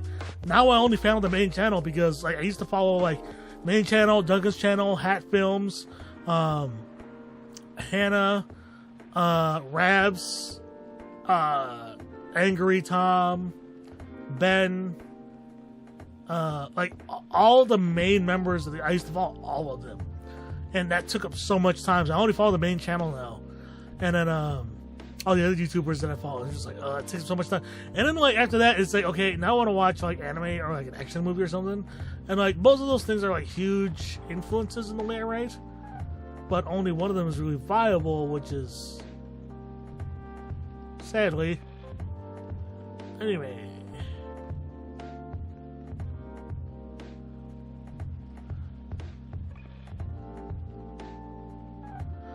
That and maybe, you know, cosplay, tactile motivation. Yeah, I remember too specifically, because I was at a swordsmith at Renfest in Minnesota, and there's a really skilled blacksmith who works there. I mean, we're talking his swords start at $3,000 and go up from there. He had designed a claymore with a similar edge to a katana that is razor sharp.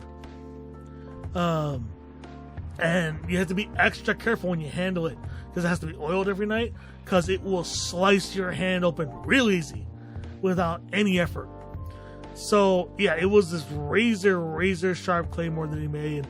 He had set the unofficial world record for most tatami mats cut in one swing at 21. So he had made basically essentially the Mushihime-sama, which is Sephiroth's katana, super long katana, except made the hilt a lot longer so he could wield it with two hands. And then he gave one swing and he just whoosh, 21 straw mats cut in half in one swing. And I remember the guy was telling me, he's like, if you're writing a story, you should get one of these. I was talking about a Falchion, which is what they used in 300. The sword that King Leonidas and them used was the Falchion, if I remember correctly. So it was bronze instead of steel.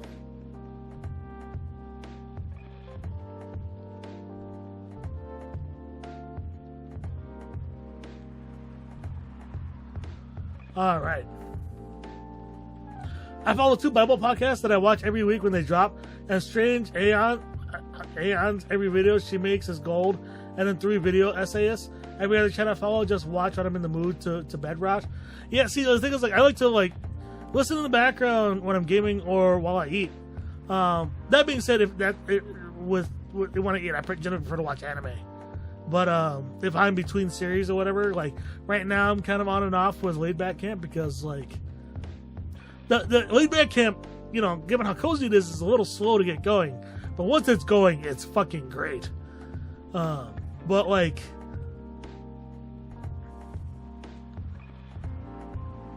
in my case, it's like, oh.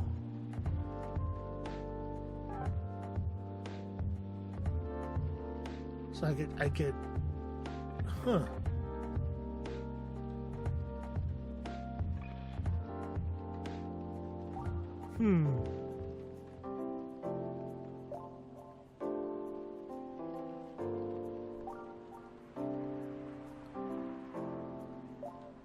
Wait, what?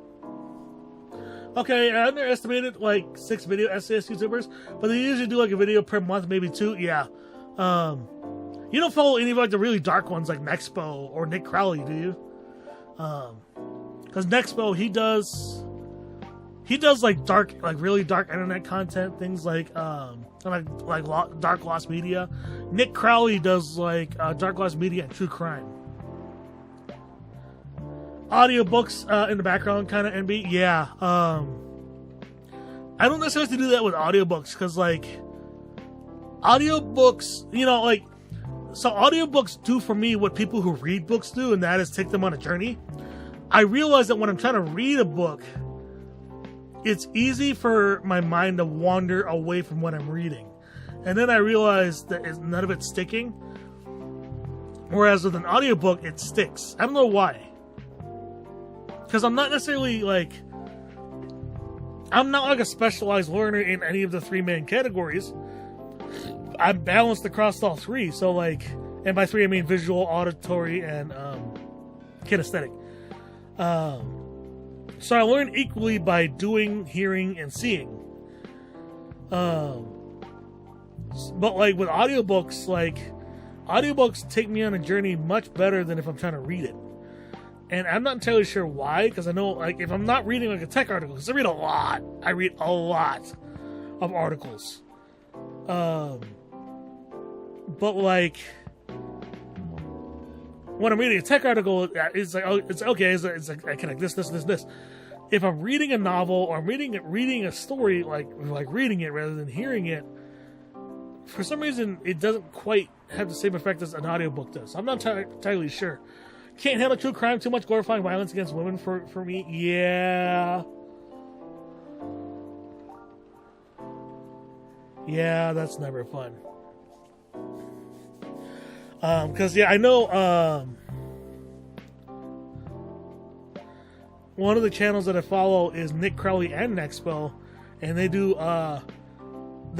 ghost hunts from a skeptic standpoint. So, like, they will go to places that are known to be hella haunted and try to see if they can disprove it. And, yeah, they have a nasty tendency to experience a lot of really weird shit that they can't explain.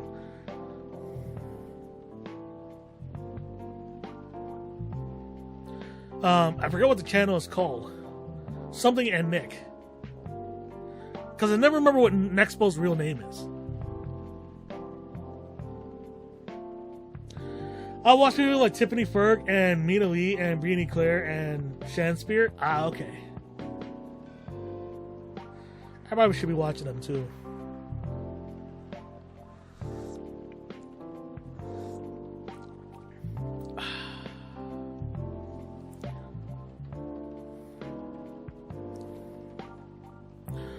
The other ones that I watch are they do much shorter form content. Plainly Difficult, he covers engineering disasters. Fascinating Horror, which despite the title, usually covers man-made disasters. Things like fires and stuff like that. Which is a different type of depressing from true crime, because it's mostly talking about how capitalism and patriarchy are ruining everything. Yeah.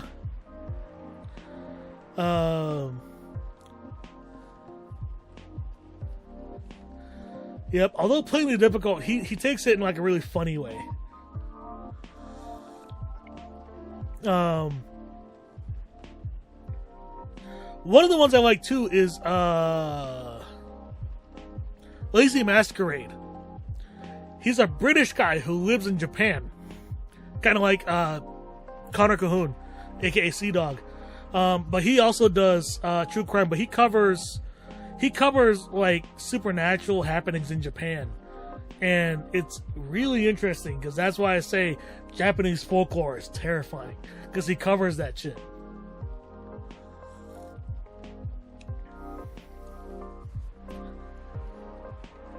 Does it make me come alive? No, that's why I watch RT Game and like I like the Ozcast, because like it's fun watching people who are bad at video games play video games. Because, like people who are good at video games, it's like, okay, that's impressive. But it takes a special skill to be bad at video games and be entertaining. How many words do you need to write? Let's see.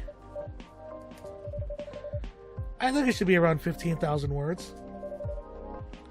It's pretty big for a pitch draft. Well, it's GRA Media. The biggest publisher around. If we count based on the number of words, it seems like you will be able to achieve your target easily. I wish. Writing isn't only about the number of words, Neil. It requires things outside of the mere word count. If we only... Now you got me thinking by others about YouTube. I also say I really love fluff content YouTube, like Darling Desi, who is an autistic ex-Mormon lady, legit living her best cottagecore life. Yeah, like I love... Yeah, like, because I follow like Emery Chu, who is an artist. And Spilled Ink is when they do weekly art challenges between Emery Chu and her boyfriend Didus. And Didus, by the way, is half Cambodian. So, like, he does not talk like I do. He does not sound like me, does not talk like me. But it's funny because, like, when they talk, because, like, Didus, so Emery Chu, she specializes in cute character art.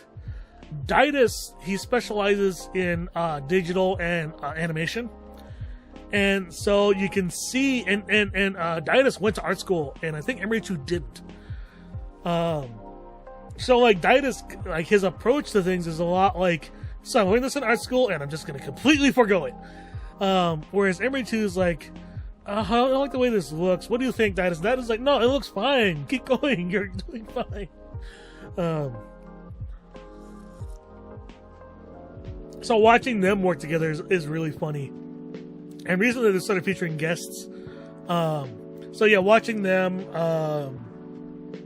Cream Heroes, a channel with 7 or 8 cats. Yep. I love VTubers. So like VTubers, like all the V-Shoujo VTubers are all varying levels of extremely chaotic. Like, you have Zentreya, who is chaotic. You have Iron Mouse, who is also iconic. Spilled Ink is a Tumblr thing. Yeah, that's kind of where they got their idea from.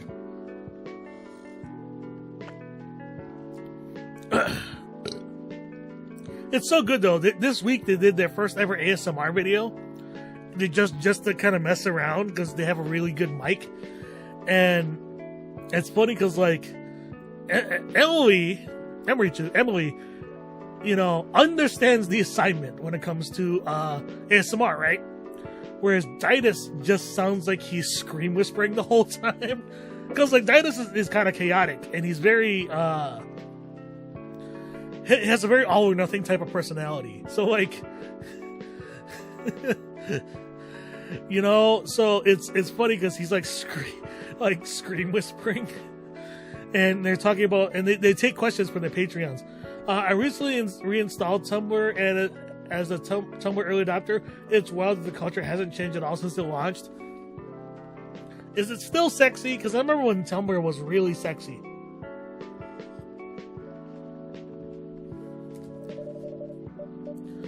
By their ability to write a number of words, then we wouldn't have poetry or short stories. That is pretty hard to understand. Tumblr is still gay and obsessive and delightfully weird. Okay, good. It's good that the buyout didn't ruin anything. But we learned beforehand that art is a difficult matter. Yeah, art is difficult to rationalize. And this is coming from an artist. Even for Earthlings. Yeah. Yep. Earthlings seem to have a fascination for things which are hard to understand. Like Kendrick Lamar. From languages to arts.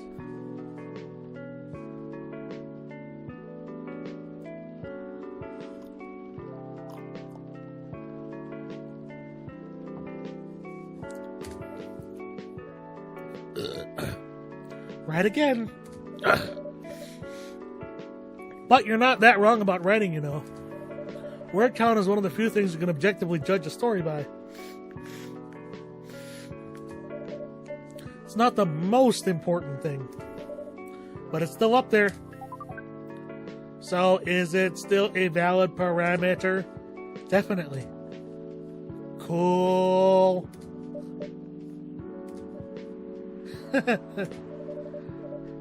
That didn't sound like you at all, Neil. I know. I guess you really are winning something on Earth. Okay, so let's talk about slang real quick. There are certain slang words that have withstood the test of time. And I think one of them is the word cool. Not pretty cool, huh? Just the word cool.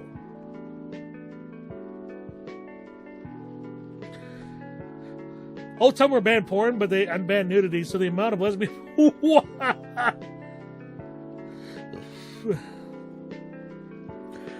That's incredible. Also kind of makes me sad, though, a little bit. I remember... Okay, so, funny story. Here's the weird thing about being pan, right? I remember distinctly trawling the Rule 34 boards one day.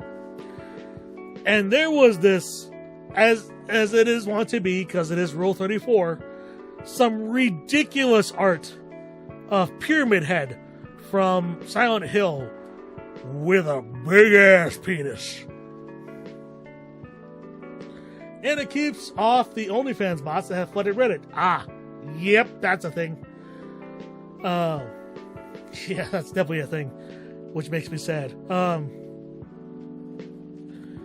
Anyways, as I was saying, I remember seeing this ridiculous art of Pyramid Head with a gigantic penis. And I remember this particular Rule 34 board had a lot of comments, had a lot of commenters. And I remember looking down at the comments and I'm like, whoa. The gay is strong in this one. Just all the guys just being like, oh, I would totally bottom from Pyramid Head with a cock like that. And I'm just like, you know, I kind of don't blame you. I don't know why they reminded me of that. It just did. Now, that being said, would I want to take that particular cock? No, because Pyramid Head scares the shit out of me. You know, Silent Hill and all that.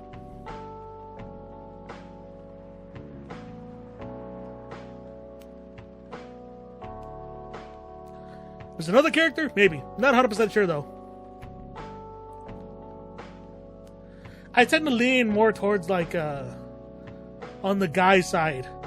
More androgynous or effeminate guys.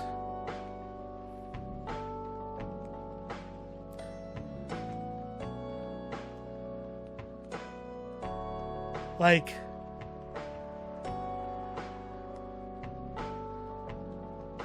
not to say that, like, that's 100% what I go for on the guy side.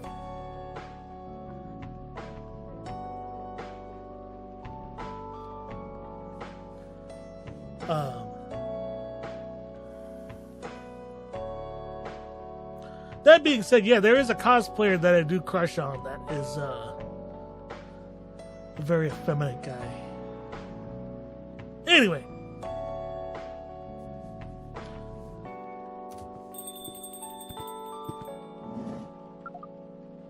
Oh, another guest. Oh shit, it's Myrtle. Good evening, Miss Myrtle.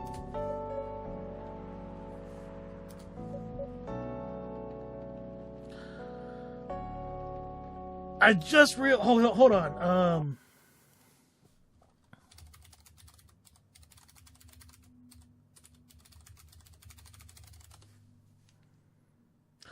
Sorry, I'm looking up what team colors that Myrtle is wearing. It only occurred to me that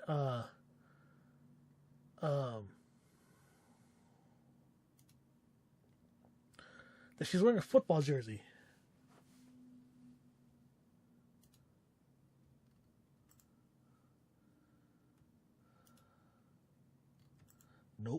Not that one. Nope. Nope. Nope.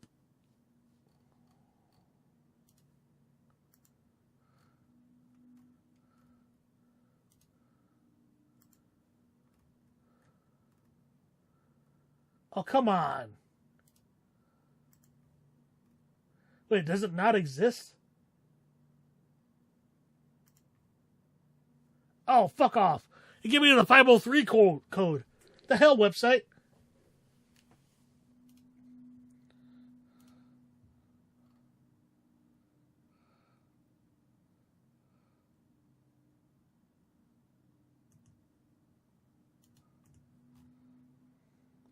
You know, I typed football in I'm fucking using Swiss Cows, and I typed football, and I remembered, oh yeah, Swiss Cows is Swiss-based. Should have been NFL instead of football. So what NFL team wears red and white?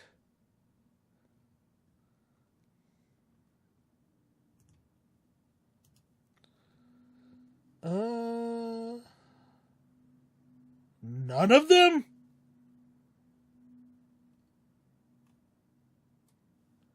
The fuck?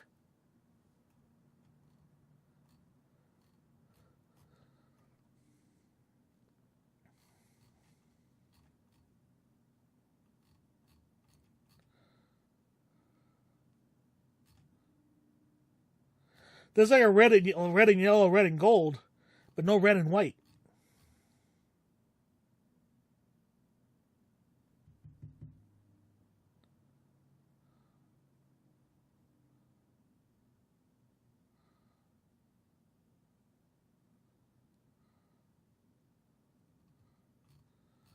The fuck? There's not an NFL team that wears red and white.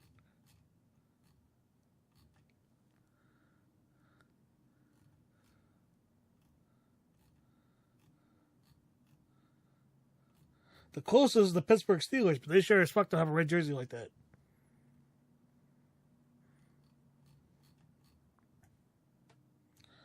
Okay, hold on.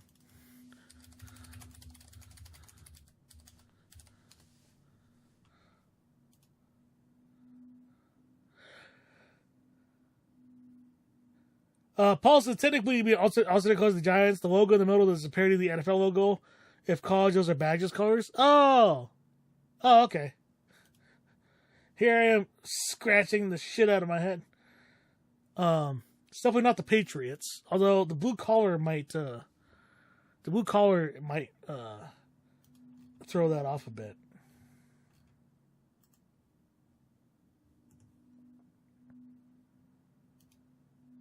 Yeah, well.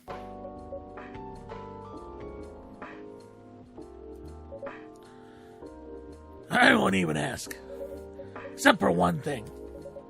Who's making the drinks? I'm still the one responsible for that. Good. Coffee with a little bit of ginger, please. Coffee.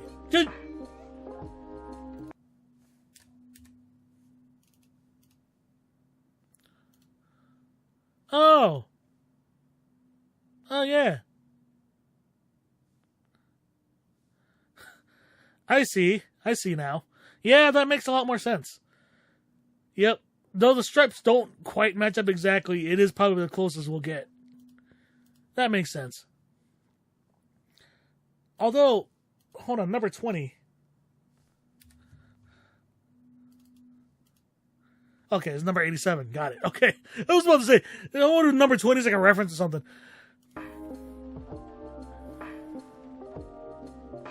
Oh, wait, hold on. Alright, what is this going to end up being?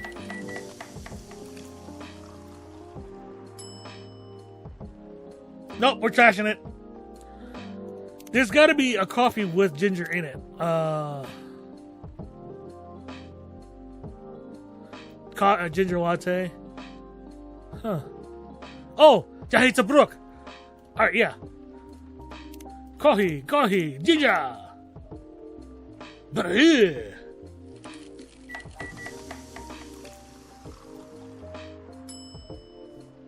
There we go. Your order is ready. Not bad. Thanks. You are welcome. What brings you here today, Miss Myrtle?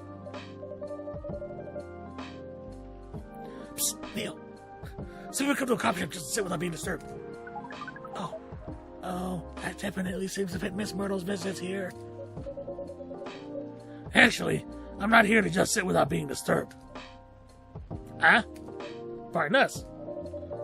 I was just training Neil on how to talk with the customers here. I can see that. You're still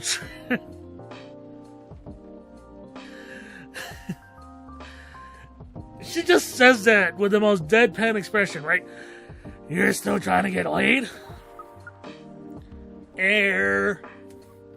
Oh, no, we are. Freya's just like, this is too good. We are tasked with learning how Earthlings communicate with each other. Yeah, that's a step in the right direction.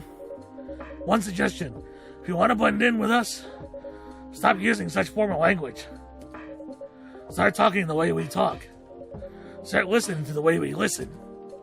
Which essentially is not really listening at all.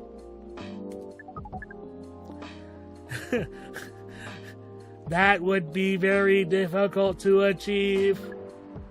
But we will try. Step by step. One small step for you might be one giant leap for your kind. That was nicely said, Miss Freya. By the way, Miss Myrtle, now that we know you are not here for your usual activities, are you here for someone then? Wrestling question. Ask away. Ow, my hands. I clapped too hard. It's a good thing my cheeks, my cheeks don't clap that hard. Otherwise I'd have a really chafed ass.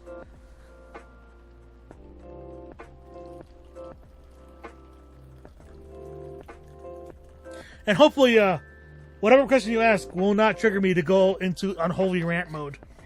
Especially since I'm only planning on streaming for another 20 or so minutes. Even though I was late tonight. Because I am hungry. But ask away. What you got for me? In the meantime, I'll go ahead and continue with the game. Oh, is it Aqua? Uh-huh. What's the occasion? No special occasion. It's just Jingle Jangle. That's definitely Aqua. I'm sorry. Okay. So Hulk Hogan did that awful rip off his shirt to reveal the Trump Vance shirt, and then gave a speech at RNC. What would be your dream wrestler to offer a similar endorsement of Biden? Considerably assuming Biden drops out, who would be your dream wrestler to endorse Kamala? Okay, it's actually going to be several different answers, alright? Because it's directly based on how Joe Brainworms, yes, I'm calling him that from now on, whether he drops out or not, and thinking about who would be a good fit, right? So,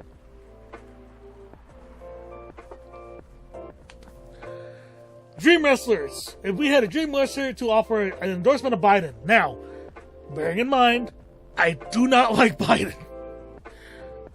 I feel the same way about Biden that I do about Trump. So, let's see here. A pro wrestler to endorse Biden.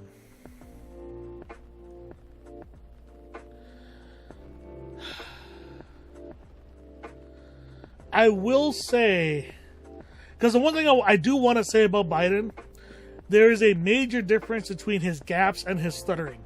Biden does have a stutter. Coming from someone who also has a stutter, I'm not going to nitpick him on that. I will nitpick him for his gaffes, though. So, that being said, if I had to... Oh, this is hard. So I'm thinking about somebody to endorse Biden. So we'll assume that he does not drop out, that he has most of his faculties, because I don't think it's possible to have all your faculties as a president in the United States. Someone to endorse Biden. Now, the thing is, too, part of me... You know what? Actually, Cody Rhodes. And there's actually a good reason why. If it's an AEW wrestler, they're not going to be taken seriously. They're just not. WWE fans, like the tribal ones, not the ones who are actually okay. The tribalistic WWE fans will never, ever treat AEW talent with any modicum of respect whatsoever. They just won't. Just because they work for AEW. So the reason why I chose Cody Rhodes is that despite the fact that he did kind of a shitty thing by not giving up his EVP position in AEW and then went to WWE anyway, and is still technically, part owner of the company, despite the fact he works for their main competitor,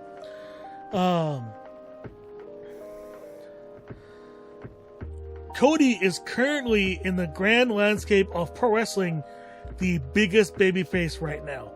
He has easily outshone John Cena in the short amount of time he's been in WWE since returning. Like, it's incredible seeing his journey. And unlike John Cena, people don't boo Cody. In WWE, let me preface that. So, and the thing is, Cody, he's a little bit more socialist than he is like a proper leftist. Like, he's a little Bernie-esque, in kind of like his politics, which is really odd. But because he did say he wanted to get into politics after his wrestling career ended, which I'm like, well, if Ventura can do it. But that being said, yeah, for endorsing Biden, it's hard to find a better pick than Cody, despite his flaws, right? Because like they're almost like a match made in heaven, right? Fucking Joe Brainworms and man with capitalist and pro wrestler with a capitalist tattoo, right? like it's a good fit. Now, if Kamala runs instead and Biden drops out, it's a very, very different answer. That point, I wouldn't care if it's an AEW wrestler or not. I think, for some reason, I think someone who would be really, really good to endorse Kamala, and this is kind of a left field pick. I did love hating Cody's neck tattoo, though. Yeah, Brandy does too. Still kind of does. Still hates the tattoo. I also had a really weird dream last night too. But I was gonna say, so for Kamala Harris, if I were allowed to pick any wrestler, whether it be WWE, AEW, New Japan, indie wrestlers that I know, I would say Anthony Bowens. I'm not 100% sure why. For some reason, it just feels right to have Anthony Bowens, who is a very openly gay black wrestler, to endorse Kamala Harris.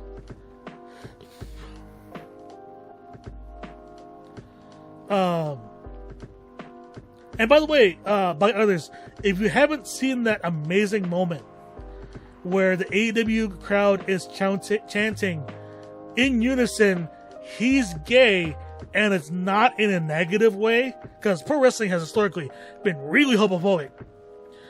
To hear the crowd chanting, "He's gay," directed towards Anthony Bowens in a storyline where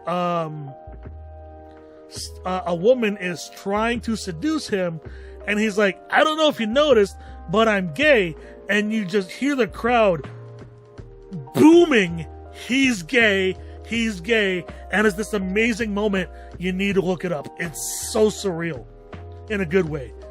Like, I remember during Pride Month, he was one of the featured talents. It was Anthony Bowens, and he talks about that moment and how like he cried afterwards because like it was like the first time that like pro wrestling fans really so openly in a major promotion embraced an openly gay wrestler, like at such a level. And like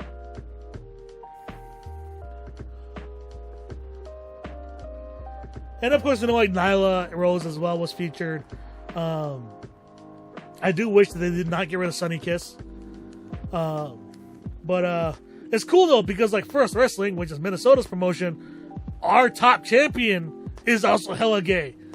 His name is Black Excellence Devin Monroe. And yeah, he's amazing too. Like, holy shit. Like, I saw him at the Taste. He did, I think, 2 or 3 matches. And his final match, which was the match to wrap up the day, he did the main event. And, oh, he killed it. Oh my goodness, he killed it. And like, there were some like hardcore First Wrestling fans. And I found out that if you chant, he's our champion, he will twerk to it. And it's great. I love Devin Monroe. He's amazing. Look him up too. Devin Monroe is such a cool pro wrestler. Now, that being said, that's if I could choose from any promotion that would be taken seriously. If I was stuck having to choose for a WWE wrestler, I would be hard pressed to recommend anyone probably other than, I won't say Dwayne Johnson because I feel that's cheating. So we're talking somebody from WWE to endorse Kamala Harris, who still technically works for the company. I should point that out as well.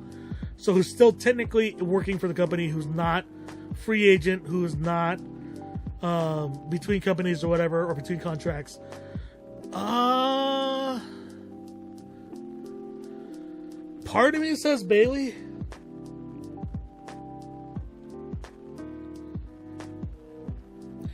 I think Bayley would be good as an endorsement for Kamala.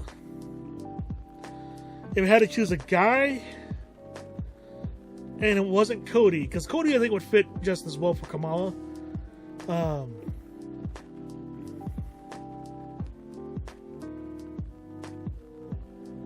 Sami Zayn. Sami Zayn 100%. If I had to choose a guy from WWE to endorse Kamala Harris, it would be Sami Zayn.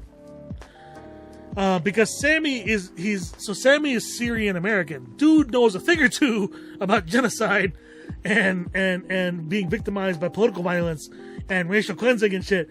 Because like he has his own charity to support Syrians because he's Syrian American, and even though he's Canadian, but I don't think that really matters because it's Sami Zayn. Like, dude is like one of the most beloved pro wrestlers. If you don't know who he is outside of WWE, look up El Generico, the generic luchador.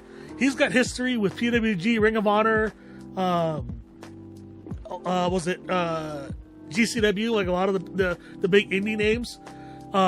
And he was great, El Generico, the generic luchador. And the whole storyline is that El Generico disappeared to go manage an orphanage in Mexico and hasn't been seen since. And then shortly afterwards, Sami Zayn appeared on WWE. So no one really knows what happened to El Generico. As far as we know, he's still in that orphanage.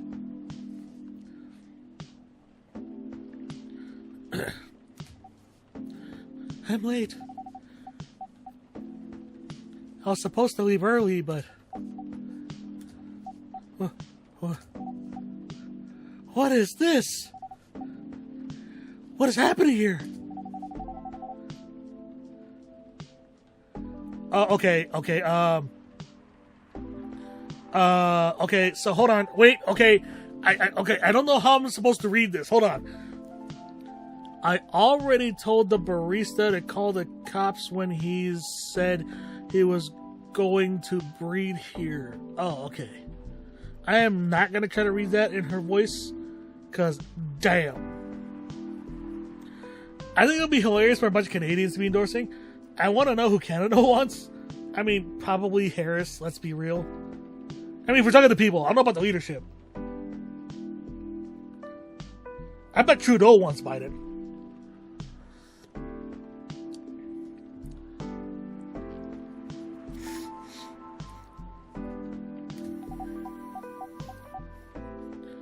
Where's Tomrad? Miss Aqua, please relax. I'm here. Oh, you're safe. Yes, everything is fine. How Midwestern of you, Aqua? It's spelled Huufth, but it sounds like hoofta. Okay. Please, let me take a breath.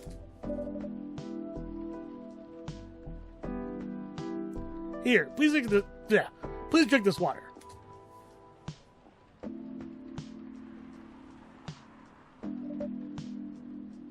Feeling better now?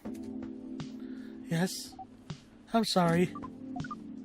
It is alright, Miss Aqua. Everyone has been surprised to see me here. What are you doing here anyway? We are starting to think that we might need to make a recording for the answer to this question. You know, that's not a bad idea. You don't have to tell me if you don't want to. No problem, Miss Aqua. It is time for our... Is it?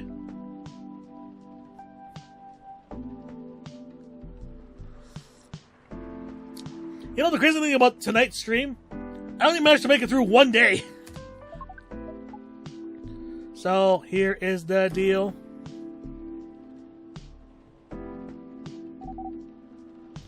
That's really interesting. It's also nice that Freya is willing to act as the buffer between Aqua and Neil. Very nice of you to do this, Tomrad. Ooh. It's nothing, really. But do you really think one day is enough to learn everything? Definitely not. But we do not want to disturb this place's business for any longer. So, okay, right? So, it's weird. So, it's going to be... My perspective's a little bit different, right? The whole thing about Neil is that Neil is an alien who does not understand humans. Okay, easy enough. One of the things that is complicating things, though, is language. And as someone whose English is not my first language, it is most definitely not. It has become my primary language. It has become the only language that I've spoken, but I did not grow up speaking English.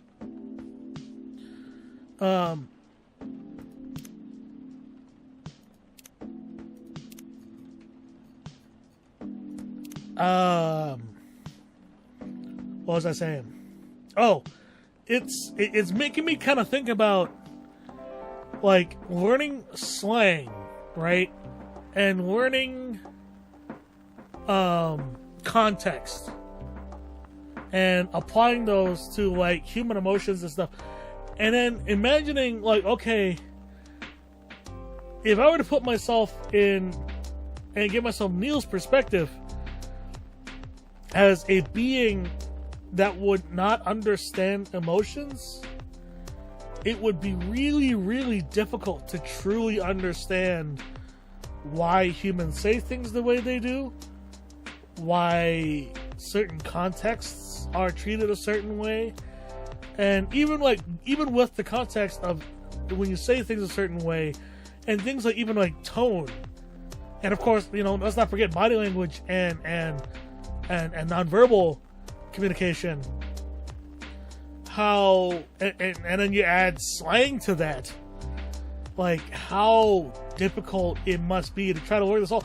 And it is different too, because like it's not like Neil has been trained from a child, the age of a child, in the ways of Earthlings and humankind. Neil's trying to learn these things as what we can perceive to be as an adult. Which, if we know, adults, it's a lot harder for us to learn things like a new language. And it's a little bit harder for us than young people to understand new concepts within certain parameters and certain contexts. And, you know, even like learning things like a new skill is more difficult as an adult than it is for a child. What the main difficulty rising up as a child is a lack of patience, which adults have, but the problem with adults is that it's a lot harder for us for our brains and our muscle memory to adapt. As an example, I am somebody who is very, very well versed in playing stringed instruments, whether where the fingers directly contact the string. So once you kind of understand one, you can kind of pick up and play most of them pretty easily. So if you know how to play violin or bass or guitar or fiddle or spike fiddle, any instrument where you're touching, like mandolin, where you're touching the strings with your fingers directly, it's relatively easy to pick up other instruments once you kind of understand the tuning and kind of the nature. So, for example, one of the things that I tell people is, if you know how to play guitar, you can probably figure out mandolin pretty easily because all the chords on mandolin are guitar chords, but upside down.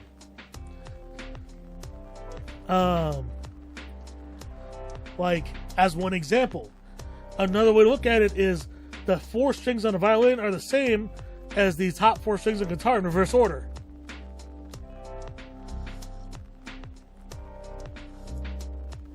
What's the bottom 4 strings? It's the bottom 4 strings in guitar in reverse order. So the bottom 4 in guitar, if you look at it from bottom up, is E, A, D, G. On violin, is G, D, A, E. And the reason why it's tuned like that is because the violin is tuned in the fifths, whereas guitar's standard tuning is in fourths. All right, so that's my music theory lesson for the day.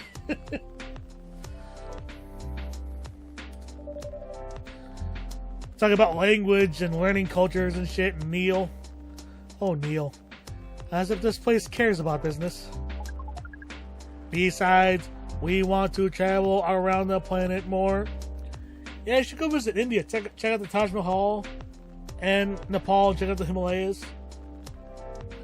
Check out the Great Wall of China in China, and maybe Hong Kong too, to see what a city-state looks like that's separate from its own country, or tries to be. Go and look at Siberia to see what it's like to be really fucking cold, and then you can come to Minnesota in the winter and experience the exact same thing. You go check out Canada and how people say sorry in such a very strange way compared to Americans. And then go and visit Central America. Belize, they speak English. Mexico, not so much.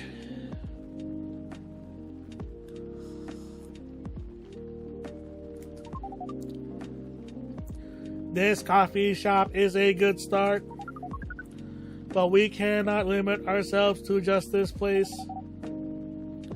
Where do you want to go after this?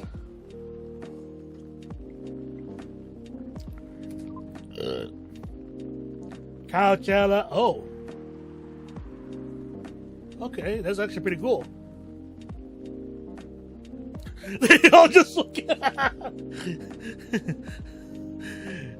there's that moment where they just all look at him, and then all of a sudden their expressions all change. What? What are you going to do at Coachella? Oh no, I don't like where this is going. According to our research,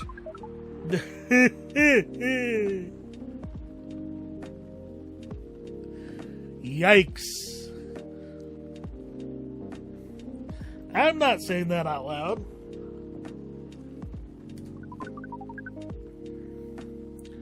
That is why we decided that the event will be our next target. Well, you're not wrong. But didn't you say the baby has to be born out of love? Does ecstasy count? We noticed that. But we also noticed that we need to know a lot more about Earthlings, including the breeding. Oh. So he's doing that shit for science. Quotes, science.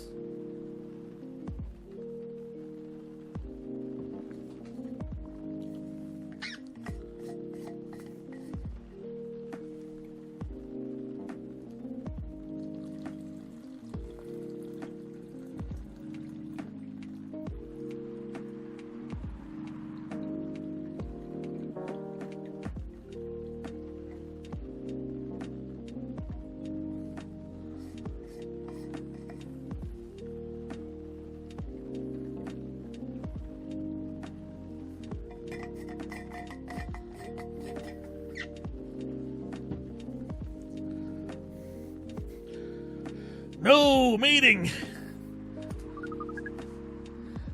That is what we will study in Coachella.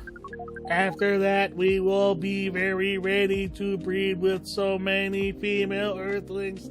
Yikes. I shouldn't say that. No, you probably should, Frey, actually. But hell. That sounds like the best plan you've had since you got here. We know. We also surprised ourselves. But please, Miss Freya, let us stop talking about our plan. We work here today.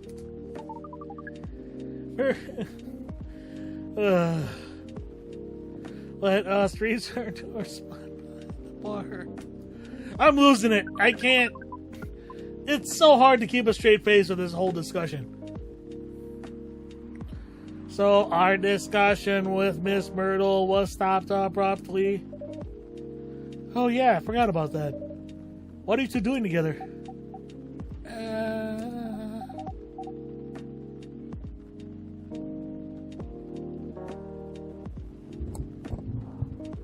Sure, you're just friends.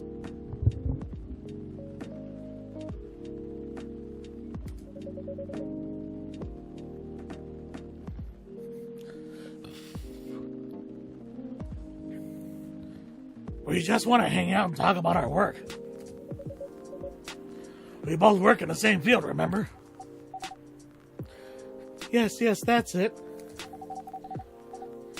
I don't have that much experience in game development, you see.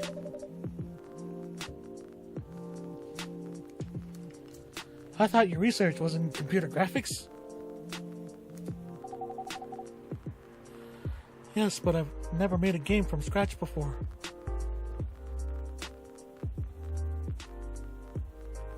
It's crazy because I remember, what was it, RPG Maker, I think XP got released for free on Steam not too long ago. I ended up snagging a copy. It's crazy because, like, it's so old, but it's still, like, the gold standard for, like, the RPG series of software. Like, it's still, like, renowned as, like, the best one. The best version. Kind of how, like, certain, like, versions of Photoshop are renowned as, like, better than, like, the current one.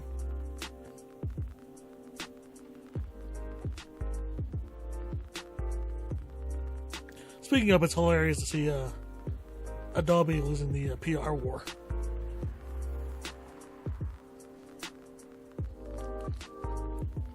Because in this economy, who can afford to pay $60 a month for software?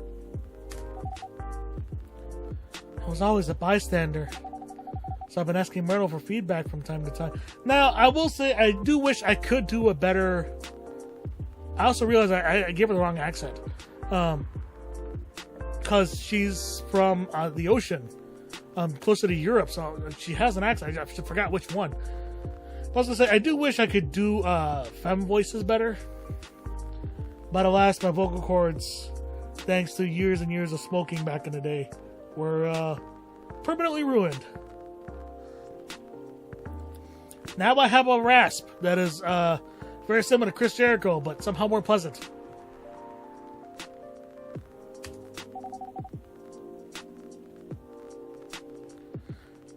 Today I wanted to thank her directly, but she arrived first,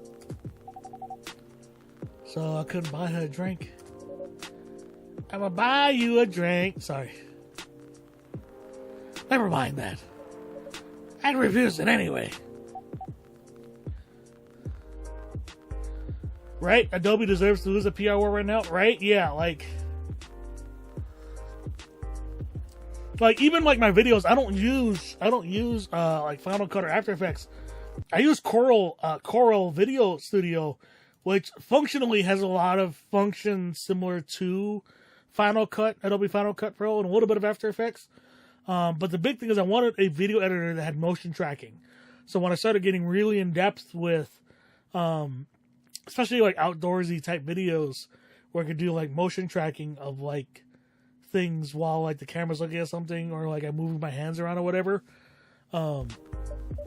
that it would track it well. And Coral happened to have that, and it's not a piece of shit like DaVinci Studio or there's another like freeware, or not free, open source video editor that has it, but like sucks in every other field. Wait. If you want to talk to her directly, does that mean you're done with the game? Excuse me, Miss Freya. Is it?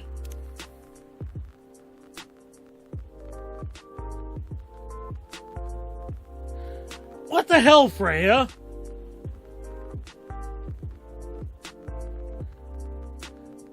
You're a writer and a journalist. I can't believe Neil pulled that. The fuck?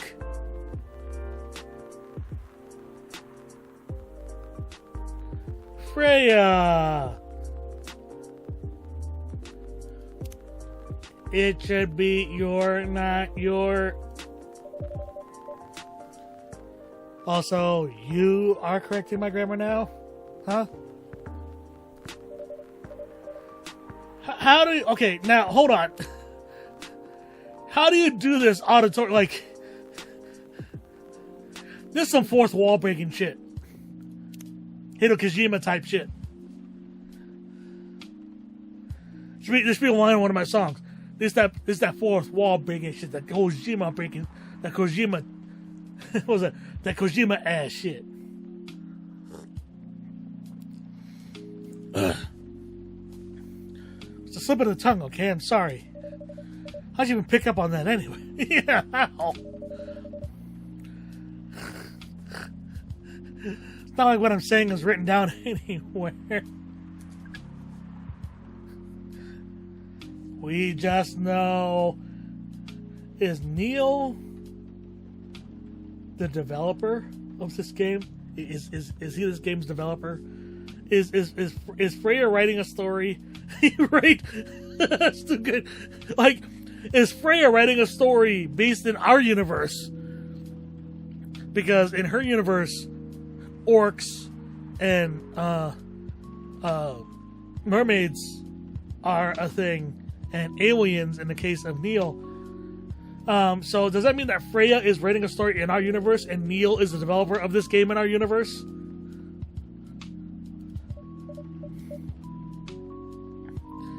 Back to you, Aqua. So, you're done with your game? There's quite a lot of things I need to polish and fix, but players can enjoy the experience from start to finish. What kind of feedback do you give people for a video game? That depends on the game. But in Aqua's case, most of my advice was about pacing, control, and UI/UX, aka the user experience.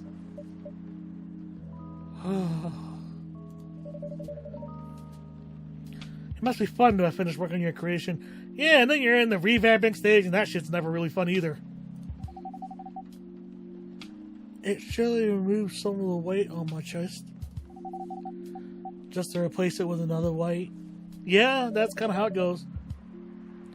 You mean there's still more to come after you're done? Well, yeah. I'm not done with my book. I just lost my job. If I can't finish this draft on time, I'm done. And even after all that, if it doesn't sell well, I'm even more done. Doubly done. So done you'd have to stick a fork in me. Sorry to hear that, Freya. But please be more confident.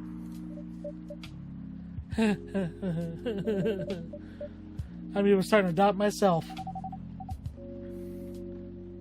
I read some of your short stories, you know, after our first meeting. I've subscribed to the Evening Whispers app. And I read some of the stuff you wrote. They're really good, you know. Some of them are better than others, but it's still an enjoyable experience to read them.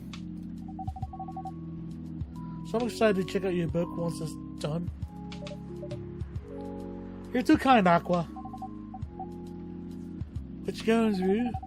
So it's the same as what Myrtle's going through. So I'm sure you both be fine. Ugh. You have to talk about it. You don't have to talk about it in front of other people. Oh my God. So sorry. I didn't mean to. It's just that sharing is caring, you know? Okay. Thank you for helping me share with other people. I'm really sorry. I know I said thanks already, right?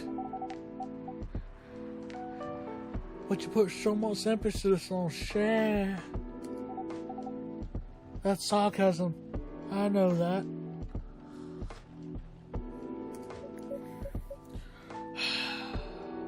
Aqua. I'm sorry if it sounded that way. But yeah, I kind of get what you're dealing with. Although it's a little bit different for me. What's your problem? Burnout. Yep. I've been working on something for 2 years straight.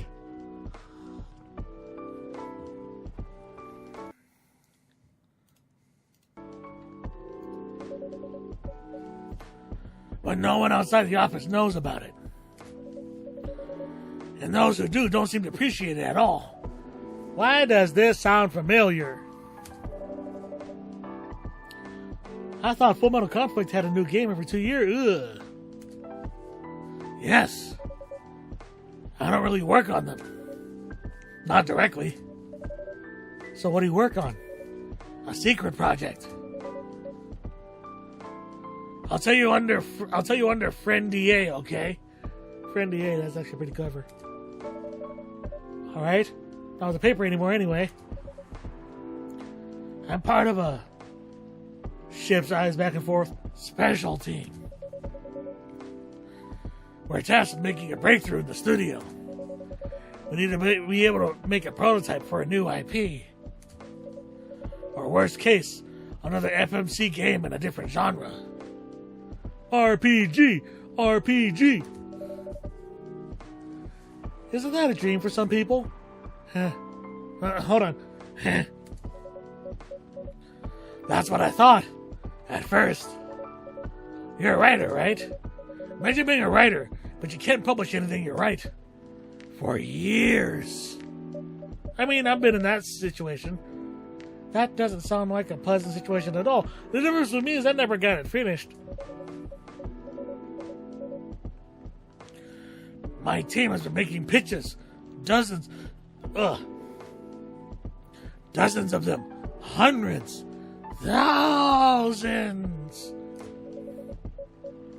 Out of all those countless pitches, only a handful got approved for prototyping. Them bitches. And so far, none of the prototypes have been approved. Oh no. That's so shitty. You know, all that work on it to just be like, nah.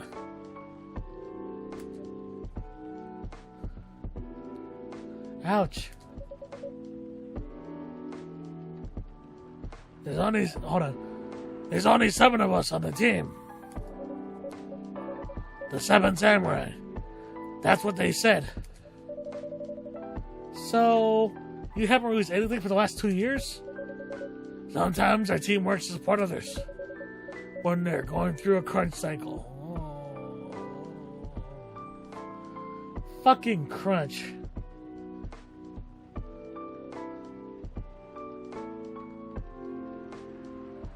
It's not even the bad kind of crunch.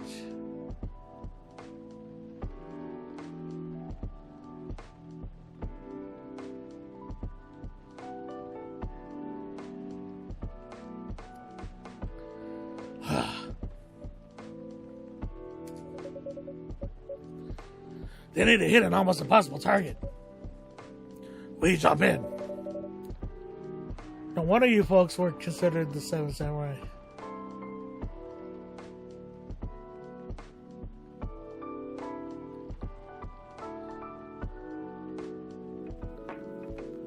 Uh-oh. I guess, yeah. By the way, Myrtle, I just realized. What?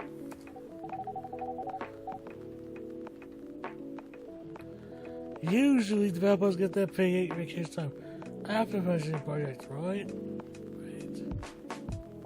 Right.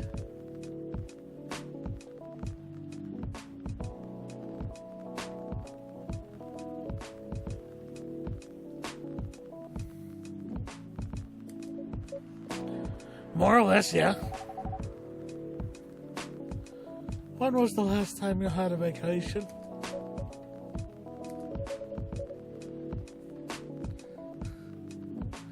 Before I joined this company, I guess. That's like 4 years ago.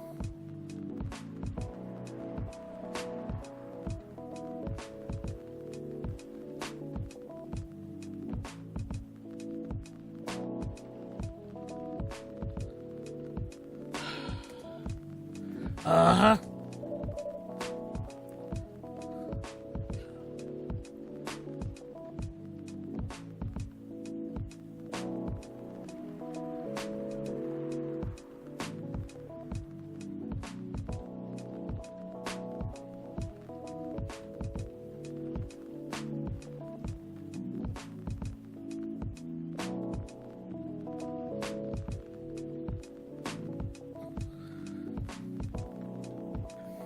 Dude, no wonder you're so burned out. Yeah, that's why you need a vacation. You need a holiday. Because they don't say vacations in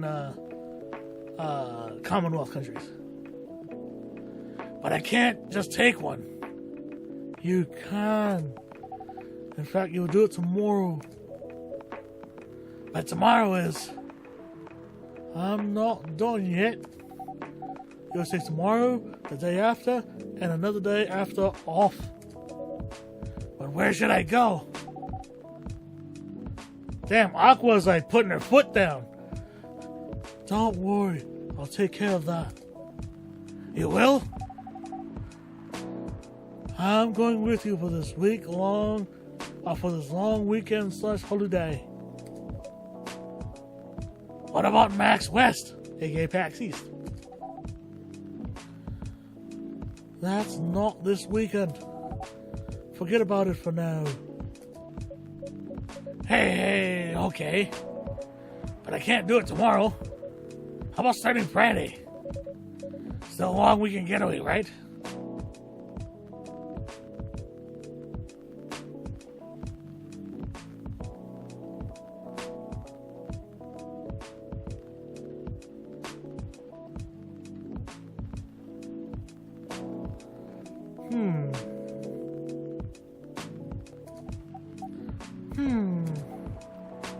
Alright. I'm so excited. Wow, Aqua. You look like a different person. Really? I'm sorry. Huh. Don't be.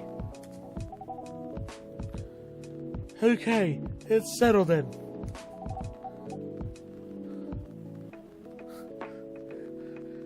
I need to go home now.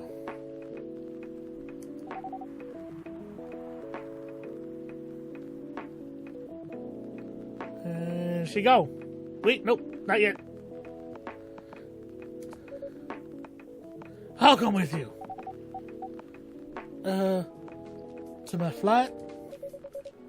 No, we'll once again to the bus stop, just like last time. Oh. Okay then. Everyone, see you next week, okay?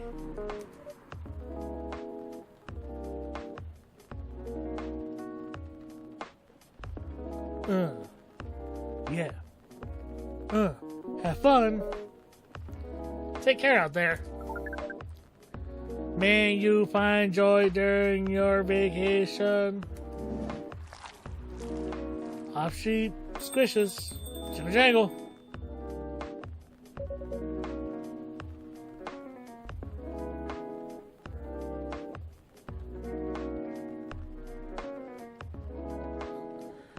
Okay, see you folks later.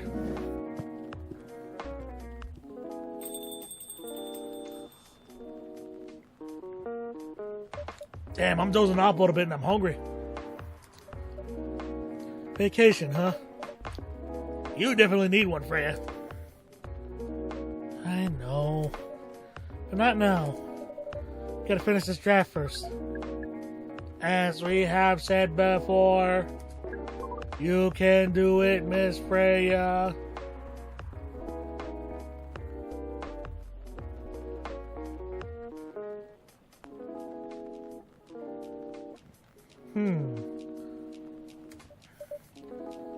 Thanks, Neil. Anyway, are you going to close anytime soon? Depends. Why? I'm in the mood for some writing.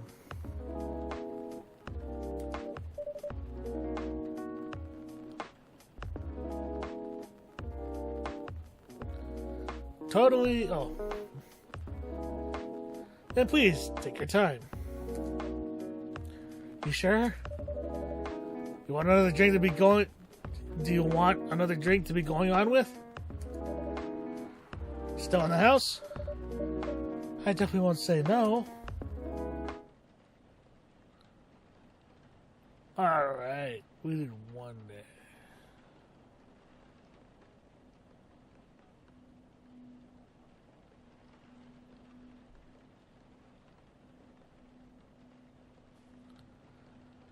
Cappuccino, Italian delight. I really want to call it there because, my goodness, I am dozing off a little bit. So we'll go ahead and we'll call. Let's see who's online. By others, let me know if there's anybody you want me to raid. Otherwise, I'll see who's on. If Carpe's on, we'll just raid Carpe. Nope, but Iron Mouse is on. I don't know if we want to raid Iron Mouse though. Carpe is not on. So let me know by others if there's anybody you want to raid. I'm going to switch over to chatting.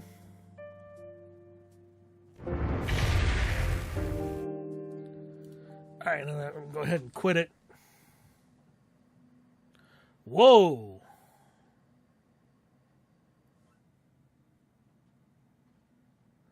Oh, man. Alright, yeah, next, I'm just looking at the Evening Whispers newspaper for next week's episode. It's going to be a rough one, y'all. It is going to be a rough one.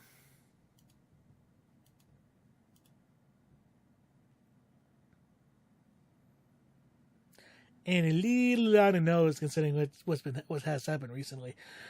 All right, so yeah, by others, let me know if there's anybody you want to read. Otherwise, let's see who's online.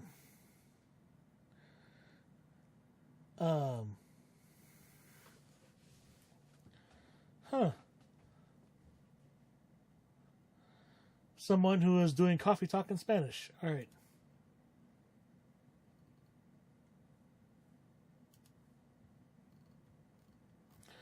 Alright, otherwise, if you don't get back to me right away, I'll just go ahead. We'll probably end the stream, call it at the 3-hour mark.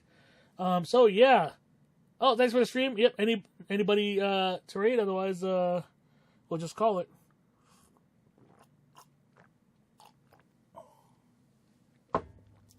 Debating what to have for